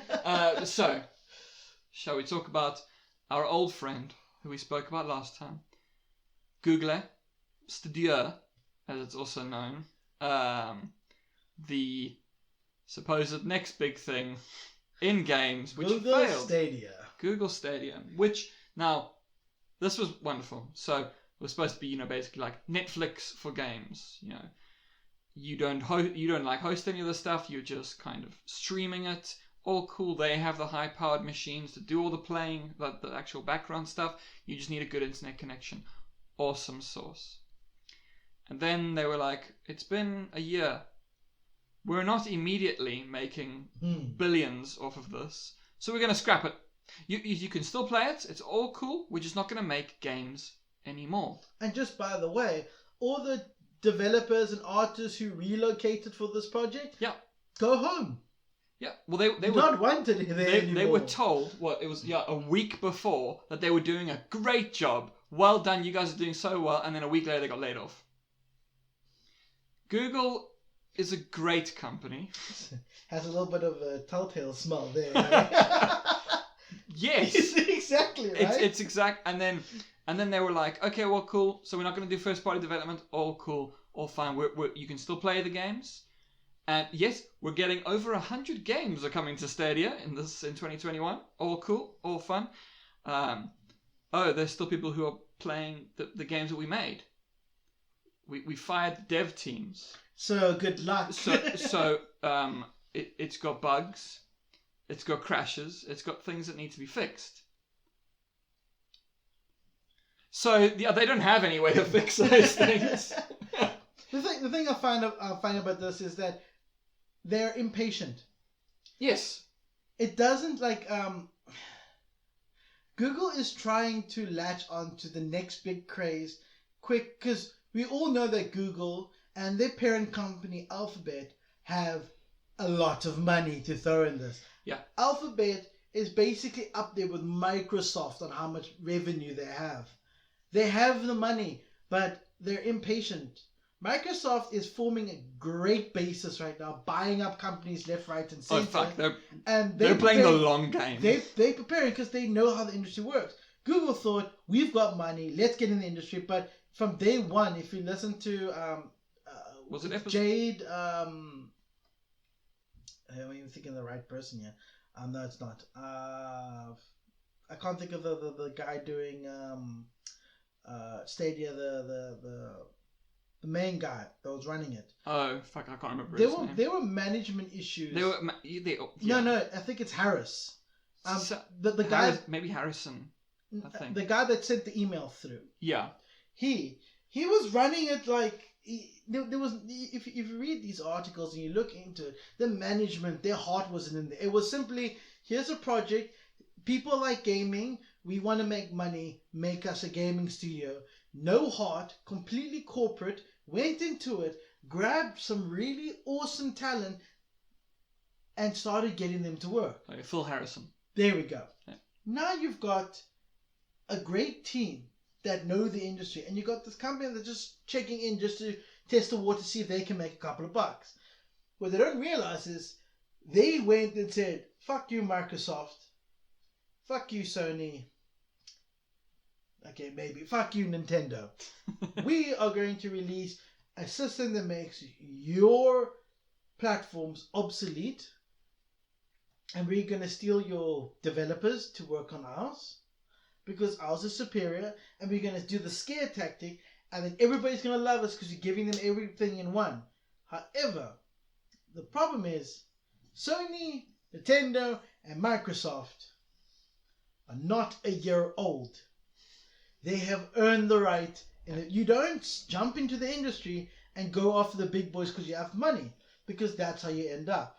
You're going to fail once and then give up, shut the whole project down. It has a great purpose. This is exactly what happened. And we spoke about this on our first episode, Amazon Game Studios. Exactly. We have lots of money.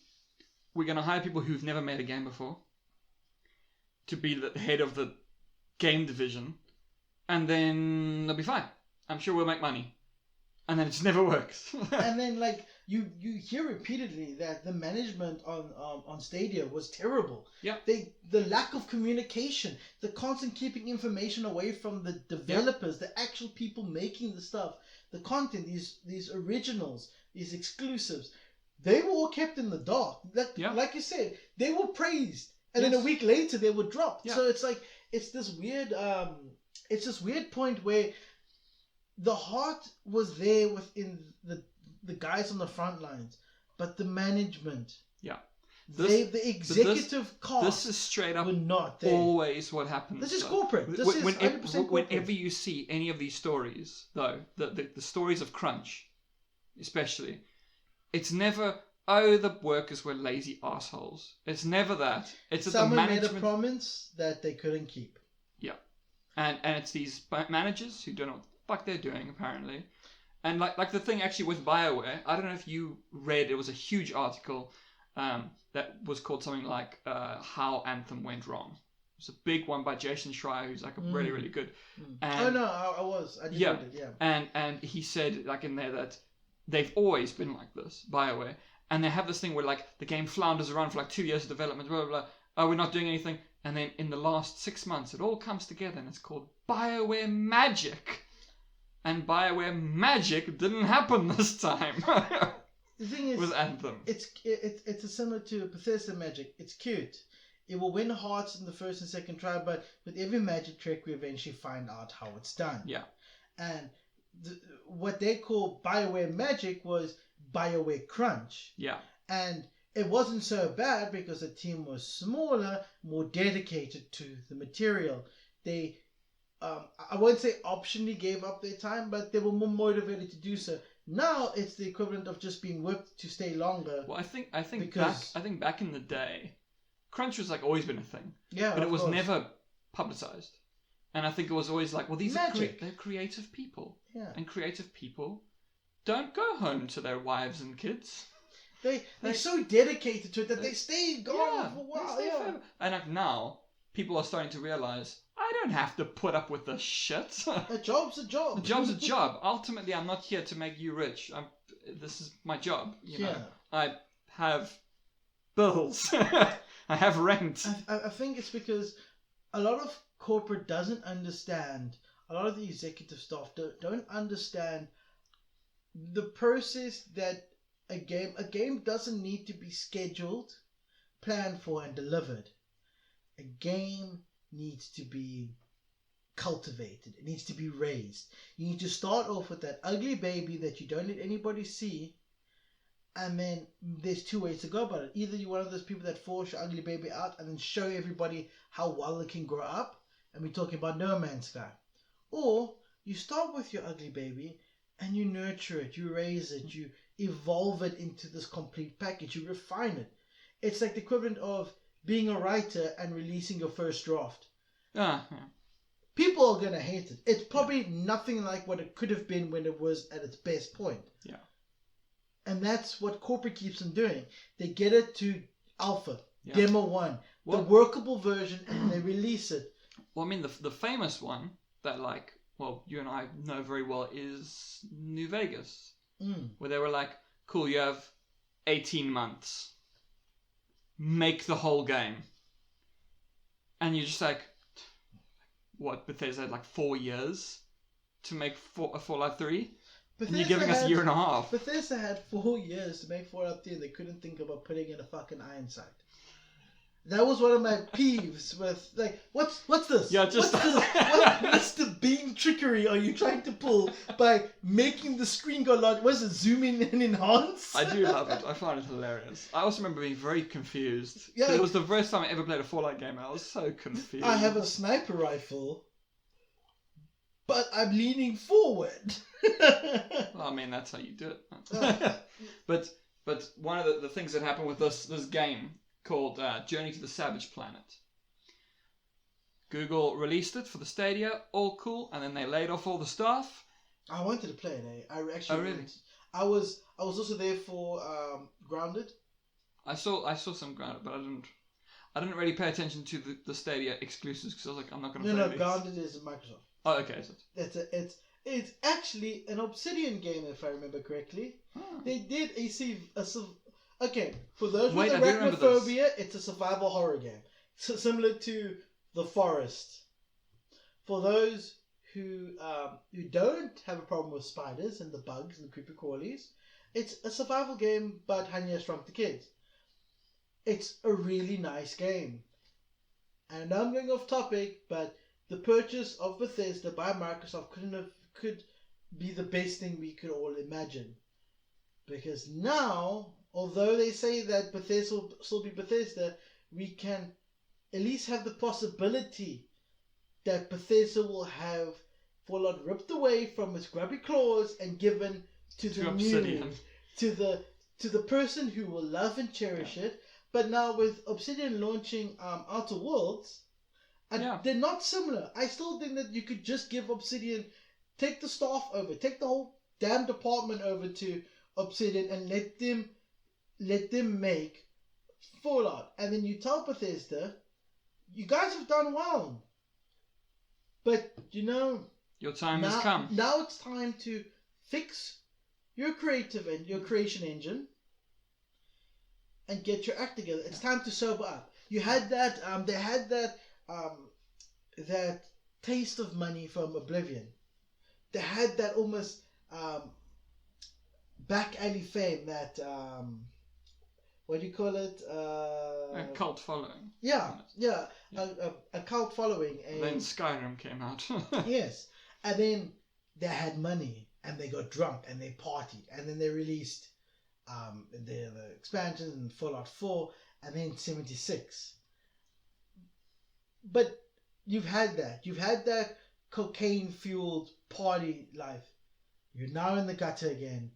Thank goodness someone came to save you. It's time to sober up and focus on what made you. Yeah. And yes, if you lose Fallout, too bad. But you still got the Elder Scrolls, and there's still a lot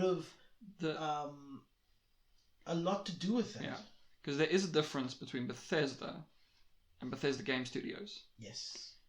Because, I don't really care that much about the Elder Scrolls. I will play the new one when it's 5 years old and done, and whenever that comes out, in 5 years, whenever the sixth one comes out.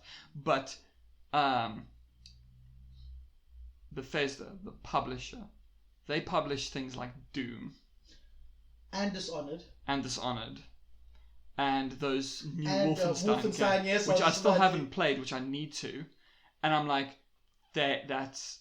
They've got some good hard hitters behind them, man. And that's my thing. Whenever people say Bethesda, they always go, Skyrim. I'm like, they're better not things. just but it's like for Dishonored, for instance, it's Bethesda, but with Arcane Studios. Yes, Arcane develops. Yeah. Yeah. I also still Bethesda play Prey. Prey. I still haven't played it. So, Prey for me was interesting. I don't want to pray for you. No, please don't. I'll burn. The game was interesting for me. Big Half-Life vibes, but in a good way. It's almost like it filled the void I didn't even know I needed to fill. And so I was really grateful for that. And then you find out wait a minute, but this game doesn't crash. And you go to Dishonored, this game works. Oh, Dishonored works so well. It's smooth. Okay, no. I must be crazy. And then Doom comes out, and you're like, "Tis buttering." Are you? So what's going on here? And my mind is this: Bethesda, take the creation engine and throw it in the trash. Go kiss Epic's butt and work that until you get a nice throbbing Unreal Engine. Or you can go and cultivate some love with Unity and possibly get their engine. Well, there is also, they also do own the id Tech engine. They own the id Tech engine. There's also Autodesk software that people are getting used to now. I think it's Stingray. Oh, I don't know that one. But people are using that as well. And they're coming out really great. I think that if you don't have a solid engine now, don't bother. Just give it up and move over to companies that are actually dedicated to improving their engines. Oh, yeah. I'm not a big fan of Unreal just because it's owned by Epic. Unreal Engine is fucking amazing. But because it's owned by Epic, I'm a little bit more hesitant because it's great. The actual engine itself is so easy to use and it's so nice, but Epic's a lot more money orientated now. I think though that like Epic was like a darling until Fortnite came out. Because like they made Unreal Tournament. You know, they made Unreal. And then they also did Gears of War, which I mean I never really played, but you know, it was like, fuck, they have like pedigree. They've been around forever, and their main focus was Unreal Tournament was literally just a game to show off what the new engine could do. Yeah. So that's what I'm saying. I love the Unreal Engine. I'm just a little bit hesitant because of Epic. Now, people always go, well, then there's Unity. Unity for me is an engine for people that want to build their own engine but don't want to start from scratch. Unity is the type of engine that you modify. You download all the plugins you want to use and you develop your own plugins so that you basically... Unreal is, you're going to know an Unreal game. You're going to know it. And whenever I play Unreal games, a game made with Unreal Engine, I can tell it's from the Unreal Engine. It's got that pedigree, like you said. When you get it, I get genuinely surprised when I see some games made with Unity because it's completely different to what the engine started off as. And it's not a bad thing because people are able to take the engine and make it into their own engine that's just right for their game. And it's a little bit more unstable. It's more unstable. I'm going to be honest. It's more unstable because it's a modified engine. It's not like the jack of all trades like Unreal is. But Unity, if done right, could be a master. But specifically for that game. So, Creation Engine, just dump it. Yeah. You guys have done a great job. I don't...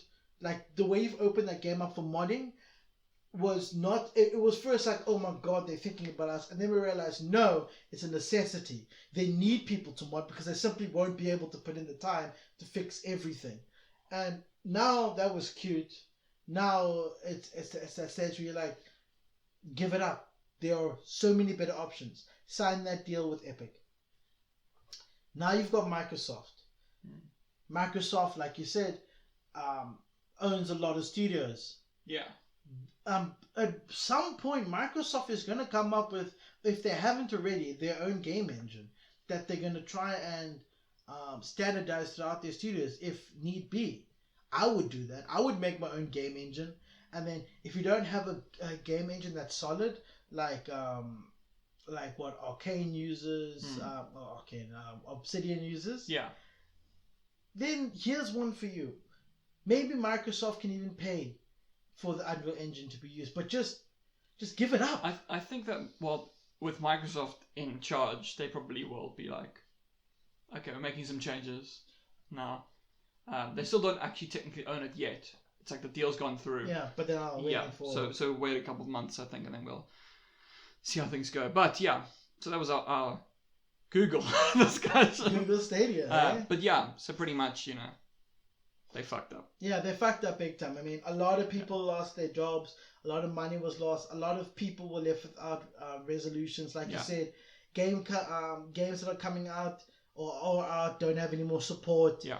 And, you know, the thing you need to take away from this is that Google is a corporation. It's going to function like a corporation.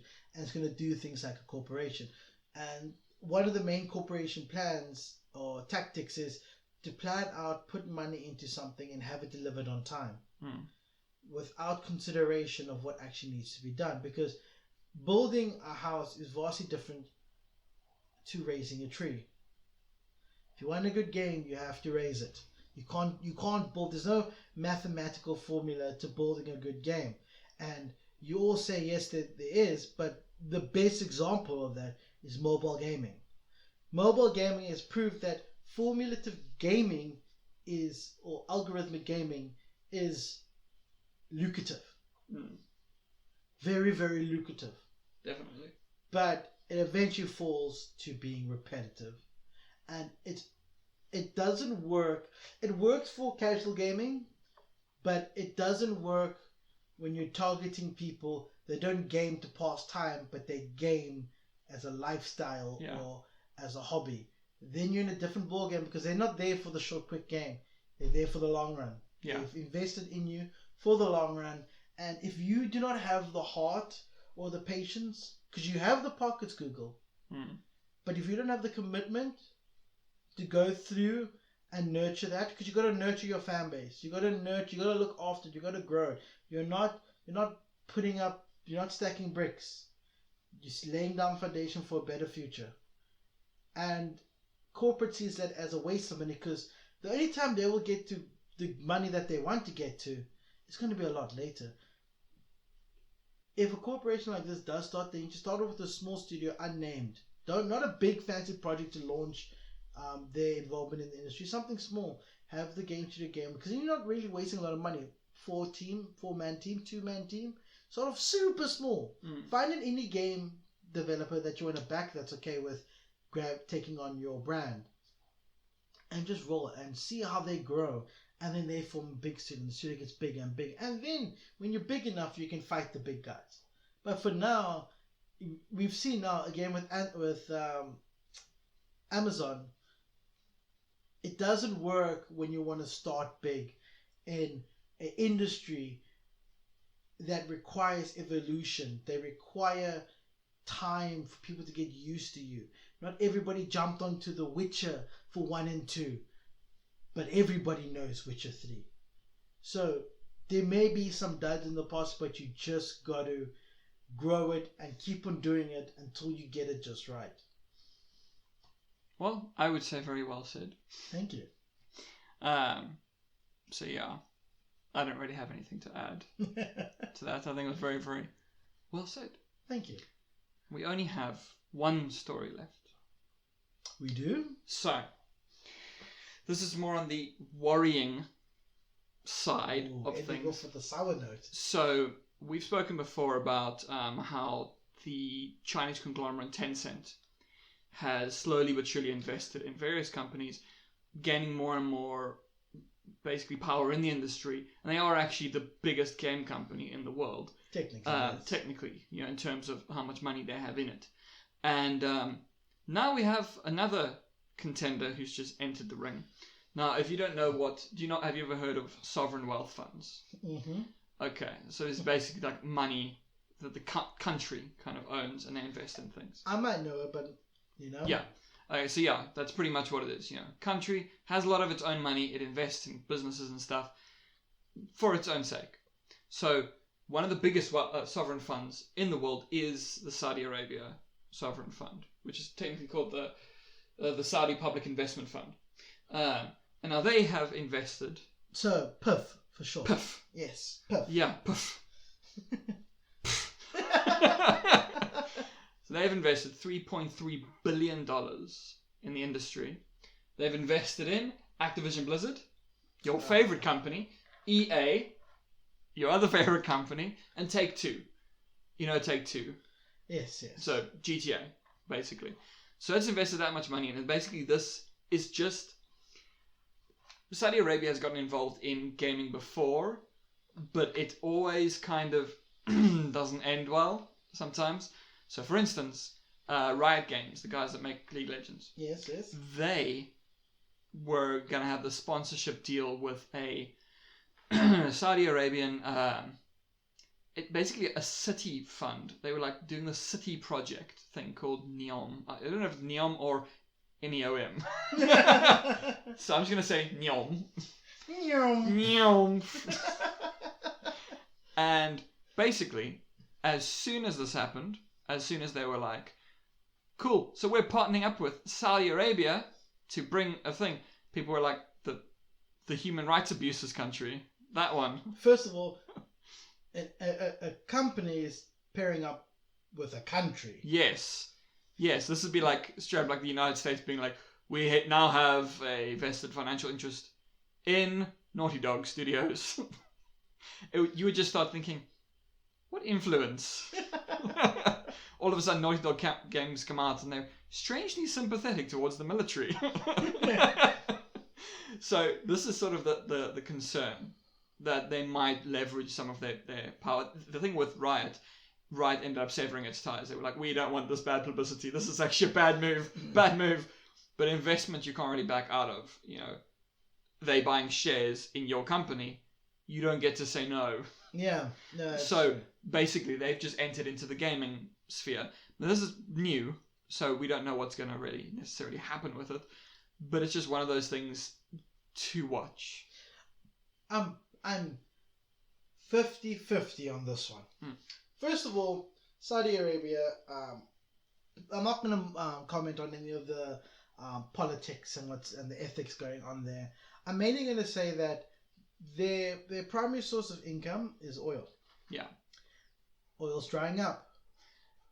That's actually part of this. The reason that they're doing all of this kind of things is because they're trying to make Saudi Arabia a heavy tech country by, I think, 2030. They said they're trying to make it. It's like new Saudi Arabia or something like that. They're trying to. What? Rich India. Rich India. Yeah. Yeah. Well, they don't have spices, but they got tech support. That's what I was getting at. But yeah, so like, yeah, it's just kind of. It's out of the blue. It's I get very worried when where a faction with heavy political views enters an industry that is what people use to escape reality. And yeah, you know, Activision Blizzard, you know, Activision, the makers of Call of Duty, right? I can see why this is tantalizing to them. Why this is and yeah. Yes, and yeah, I can see why this is tantalizing and why maybe they're a bigger company, they can shrug off the PR. But at the same time, I'm hoping that it shows that it is possible. Maybe, you know, it takes a bad guy to show the good guys what needs to be done. Maybe. You know? Maybe. Who knows? Maybe if you put their political agenda aside, maybe they could actually be a good, healthy bit of investment into the game industry. Although, again, I would have appreciated more if they went for smaller studios than just, hey, big guy earning lots of money, here's more money so you can earn lots of money. Yeah, well, I mean, it's how investment usually works. They're just like, you already have money. Let's give you more. So you can make us money. So you can make us money as well. I don't regard Saudi Arabia as a tech giant. Yeah, they're aiming for it. They're not now. It's a little bit like you need to get there as soon as possible on a stable, because if you try to get to there as soon as possible by taking shortcuts, you end up like China, where they have amazing technology, cutting edge technology that they're applying throughout the country, but most regulations on other countries prohibit certain things. So they can't use it in other countries yet because they've primarily focused on what they can make that the country can use. And some of the gadget technology, yeah, people complain that it's made in China, it's cheap. That's because they've cut corners. However, the idea behind the technology is phenomenal. So the only way that I see Saudi Arabia actually coming across and giving us a nice, trustworthy experience so that we come back for more is if they do just that. They don't cut corners. They don't have to give us what we ask for. They just give us something that works and that we can use. I mean, I don't want them to be an industry of production like India, where India actually has a very, very tech savvy people. You wouldn't think it, but they are. And I mean, these guys can say what you want, but for the COVID-19 stuff, the vaccines are being pushed up by India because I would say they know how to, once you give them something, they do innovate as well, but they know how to produce. China, same thing. And China is very smart because they're pushing. Yes, they also have their own baggage of political issues. But on a science point of view, they are very tech savvy. They are progressing. They may not use it for the right means, but they are progressing. If Saudi Arabia thinks that they can do that and they can pull it off, this is where you separate science from politics. You have to, in order to progress. And I wish them all the best. EA for me is already. I will play your games, and if I like it, I'll buy that game. I'm not buying into your franchises. I am buying the game I like. This now goes with Activision Blizzard, and this will now be for Bioware. I will play your game because I like your game, and I'll buy your game because I like your game. This does not mean I like you. And if I really like the game, but I don't like what has happened to the game, then I will pirate it. And I'll write fantastic reviews about the game. Because fuck you. Well, yeah. So, we'll see what happens with Saudi Arabia, if they do grow at all. But I know for a lot of people, that's my alarm. They went off saying that I need to take my medication because I'm an old man. I would say you're an old soul in a young man's body, but your body has given up on you a long time long ago. It's a very sad body. But I know that obviously with Saudi Arabia, a lot of people will not be able to separate the ethics of it because they'll be like, okay, well, there's like the war in Yemen. There's which Activision now can make a game about. Okay, this isn't actually on the list, but one last little thing, just because it's hilarious. So there's a game that was just sort of re-announced. So this was announced back in 2009 by Konami. Oh yeah, Konami, the greatest company. Do you know what I'm talking about so far? Okay, so it's a game called 6 Days in Fallujah. And the devs came out, that's been sort of re-announced. And the devs came out and they said, our game, set in the Iraq War, will have no politics in it whatsoever. And people were like, the Iraq War, like the most divisive war in, recent memory. And also Fallujah itself was an incident that used white phosphorus on civilians. And you're like, okay. Okay, guys. Sure. Pretend there's no politics. It's fine. You can pretend that war... We're just finding some Arabs. You can pretend that war isn't a political act if you want to, but oh well. Did you see this news? I just find it hilarious. I stayed away from it. I looked at her. I was like, "Are you serious?" And I took a pass. It was actually given the way things are going. I mean, it's okay to make games about past wars when they're not just America fighting them. There was a game I played. And America is not bombing the shit.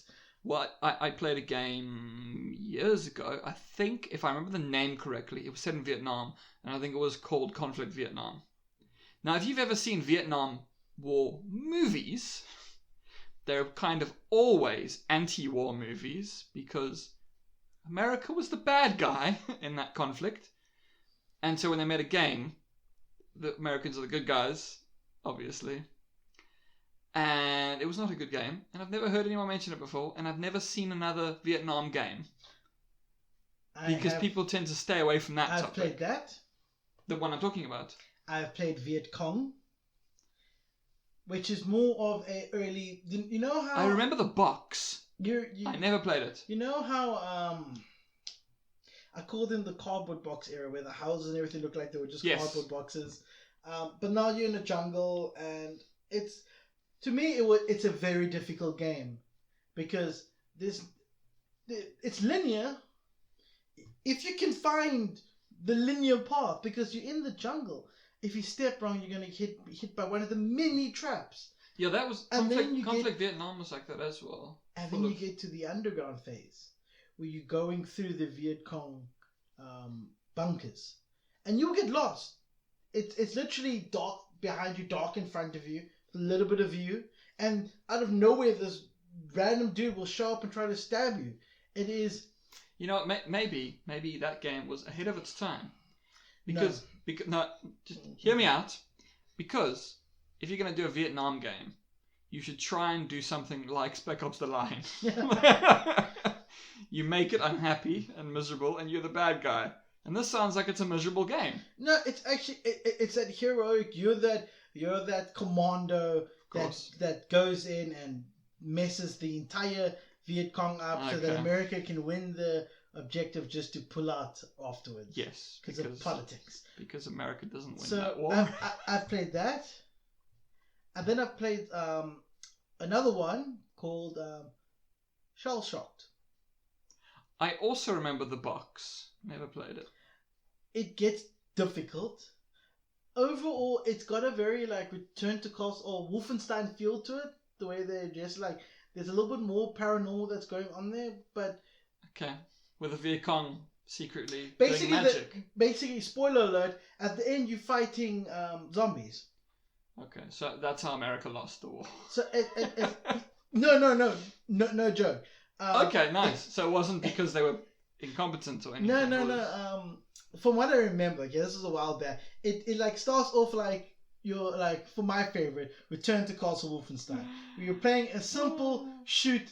You're American and you're shooting the bad foreigners. Oh no! I thought you were talking about Shell Shocked ends like that. No, because Wolfenstein I know. No, but I'm saying I like to say Shell Shocked is like Return to Castle Wolfenstein, where you're just an American shooting up foreigners on their own ground. Yes, being the hero. Yeah. Then some Nazi involvement happens, or in this case, I think it's Nazi involvement. I can't remember, but you get to the end and you're like, I am now killing zombies. Interesting. And it was just this thing that they concocted because the Americans were winning and they needed to have a one-up, and you're fighting zombies. And but I played a lot of this unheard of FPSs. Yeah, it sounds like it. Have you ever heard of IGI? No. You know, I have played a few of those kinds of things you've never heard of, type of things. But also some where there are names that you haven't heard in years. Like Siphon Filter. Did you ever play Siphon Filter? Nope. It's like that. It was FPS on a PS1. All I remember is that there's an escort mission, in which it's always the escort. In which you have to escort a pregnant woman out, and the last mission is on a train, and you shoot someone through the roof. That is my entire memory of Siphon Filter.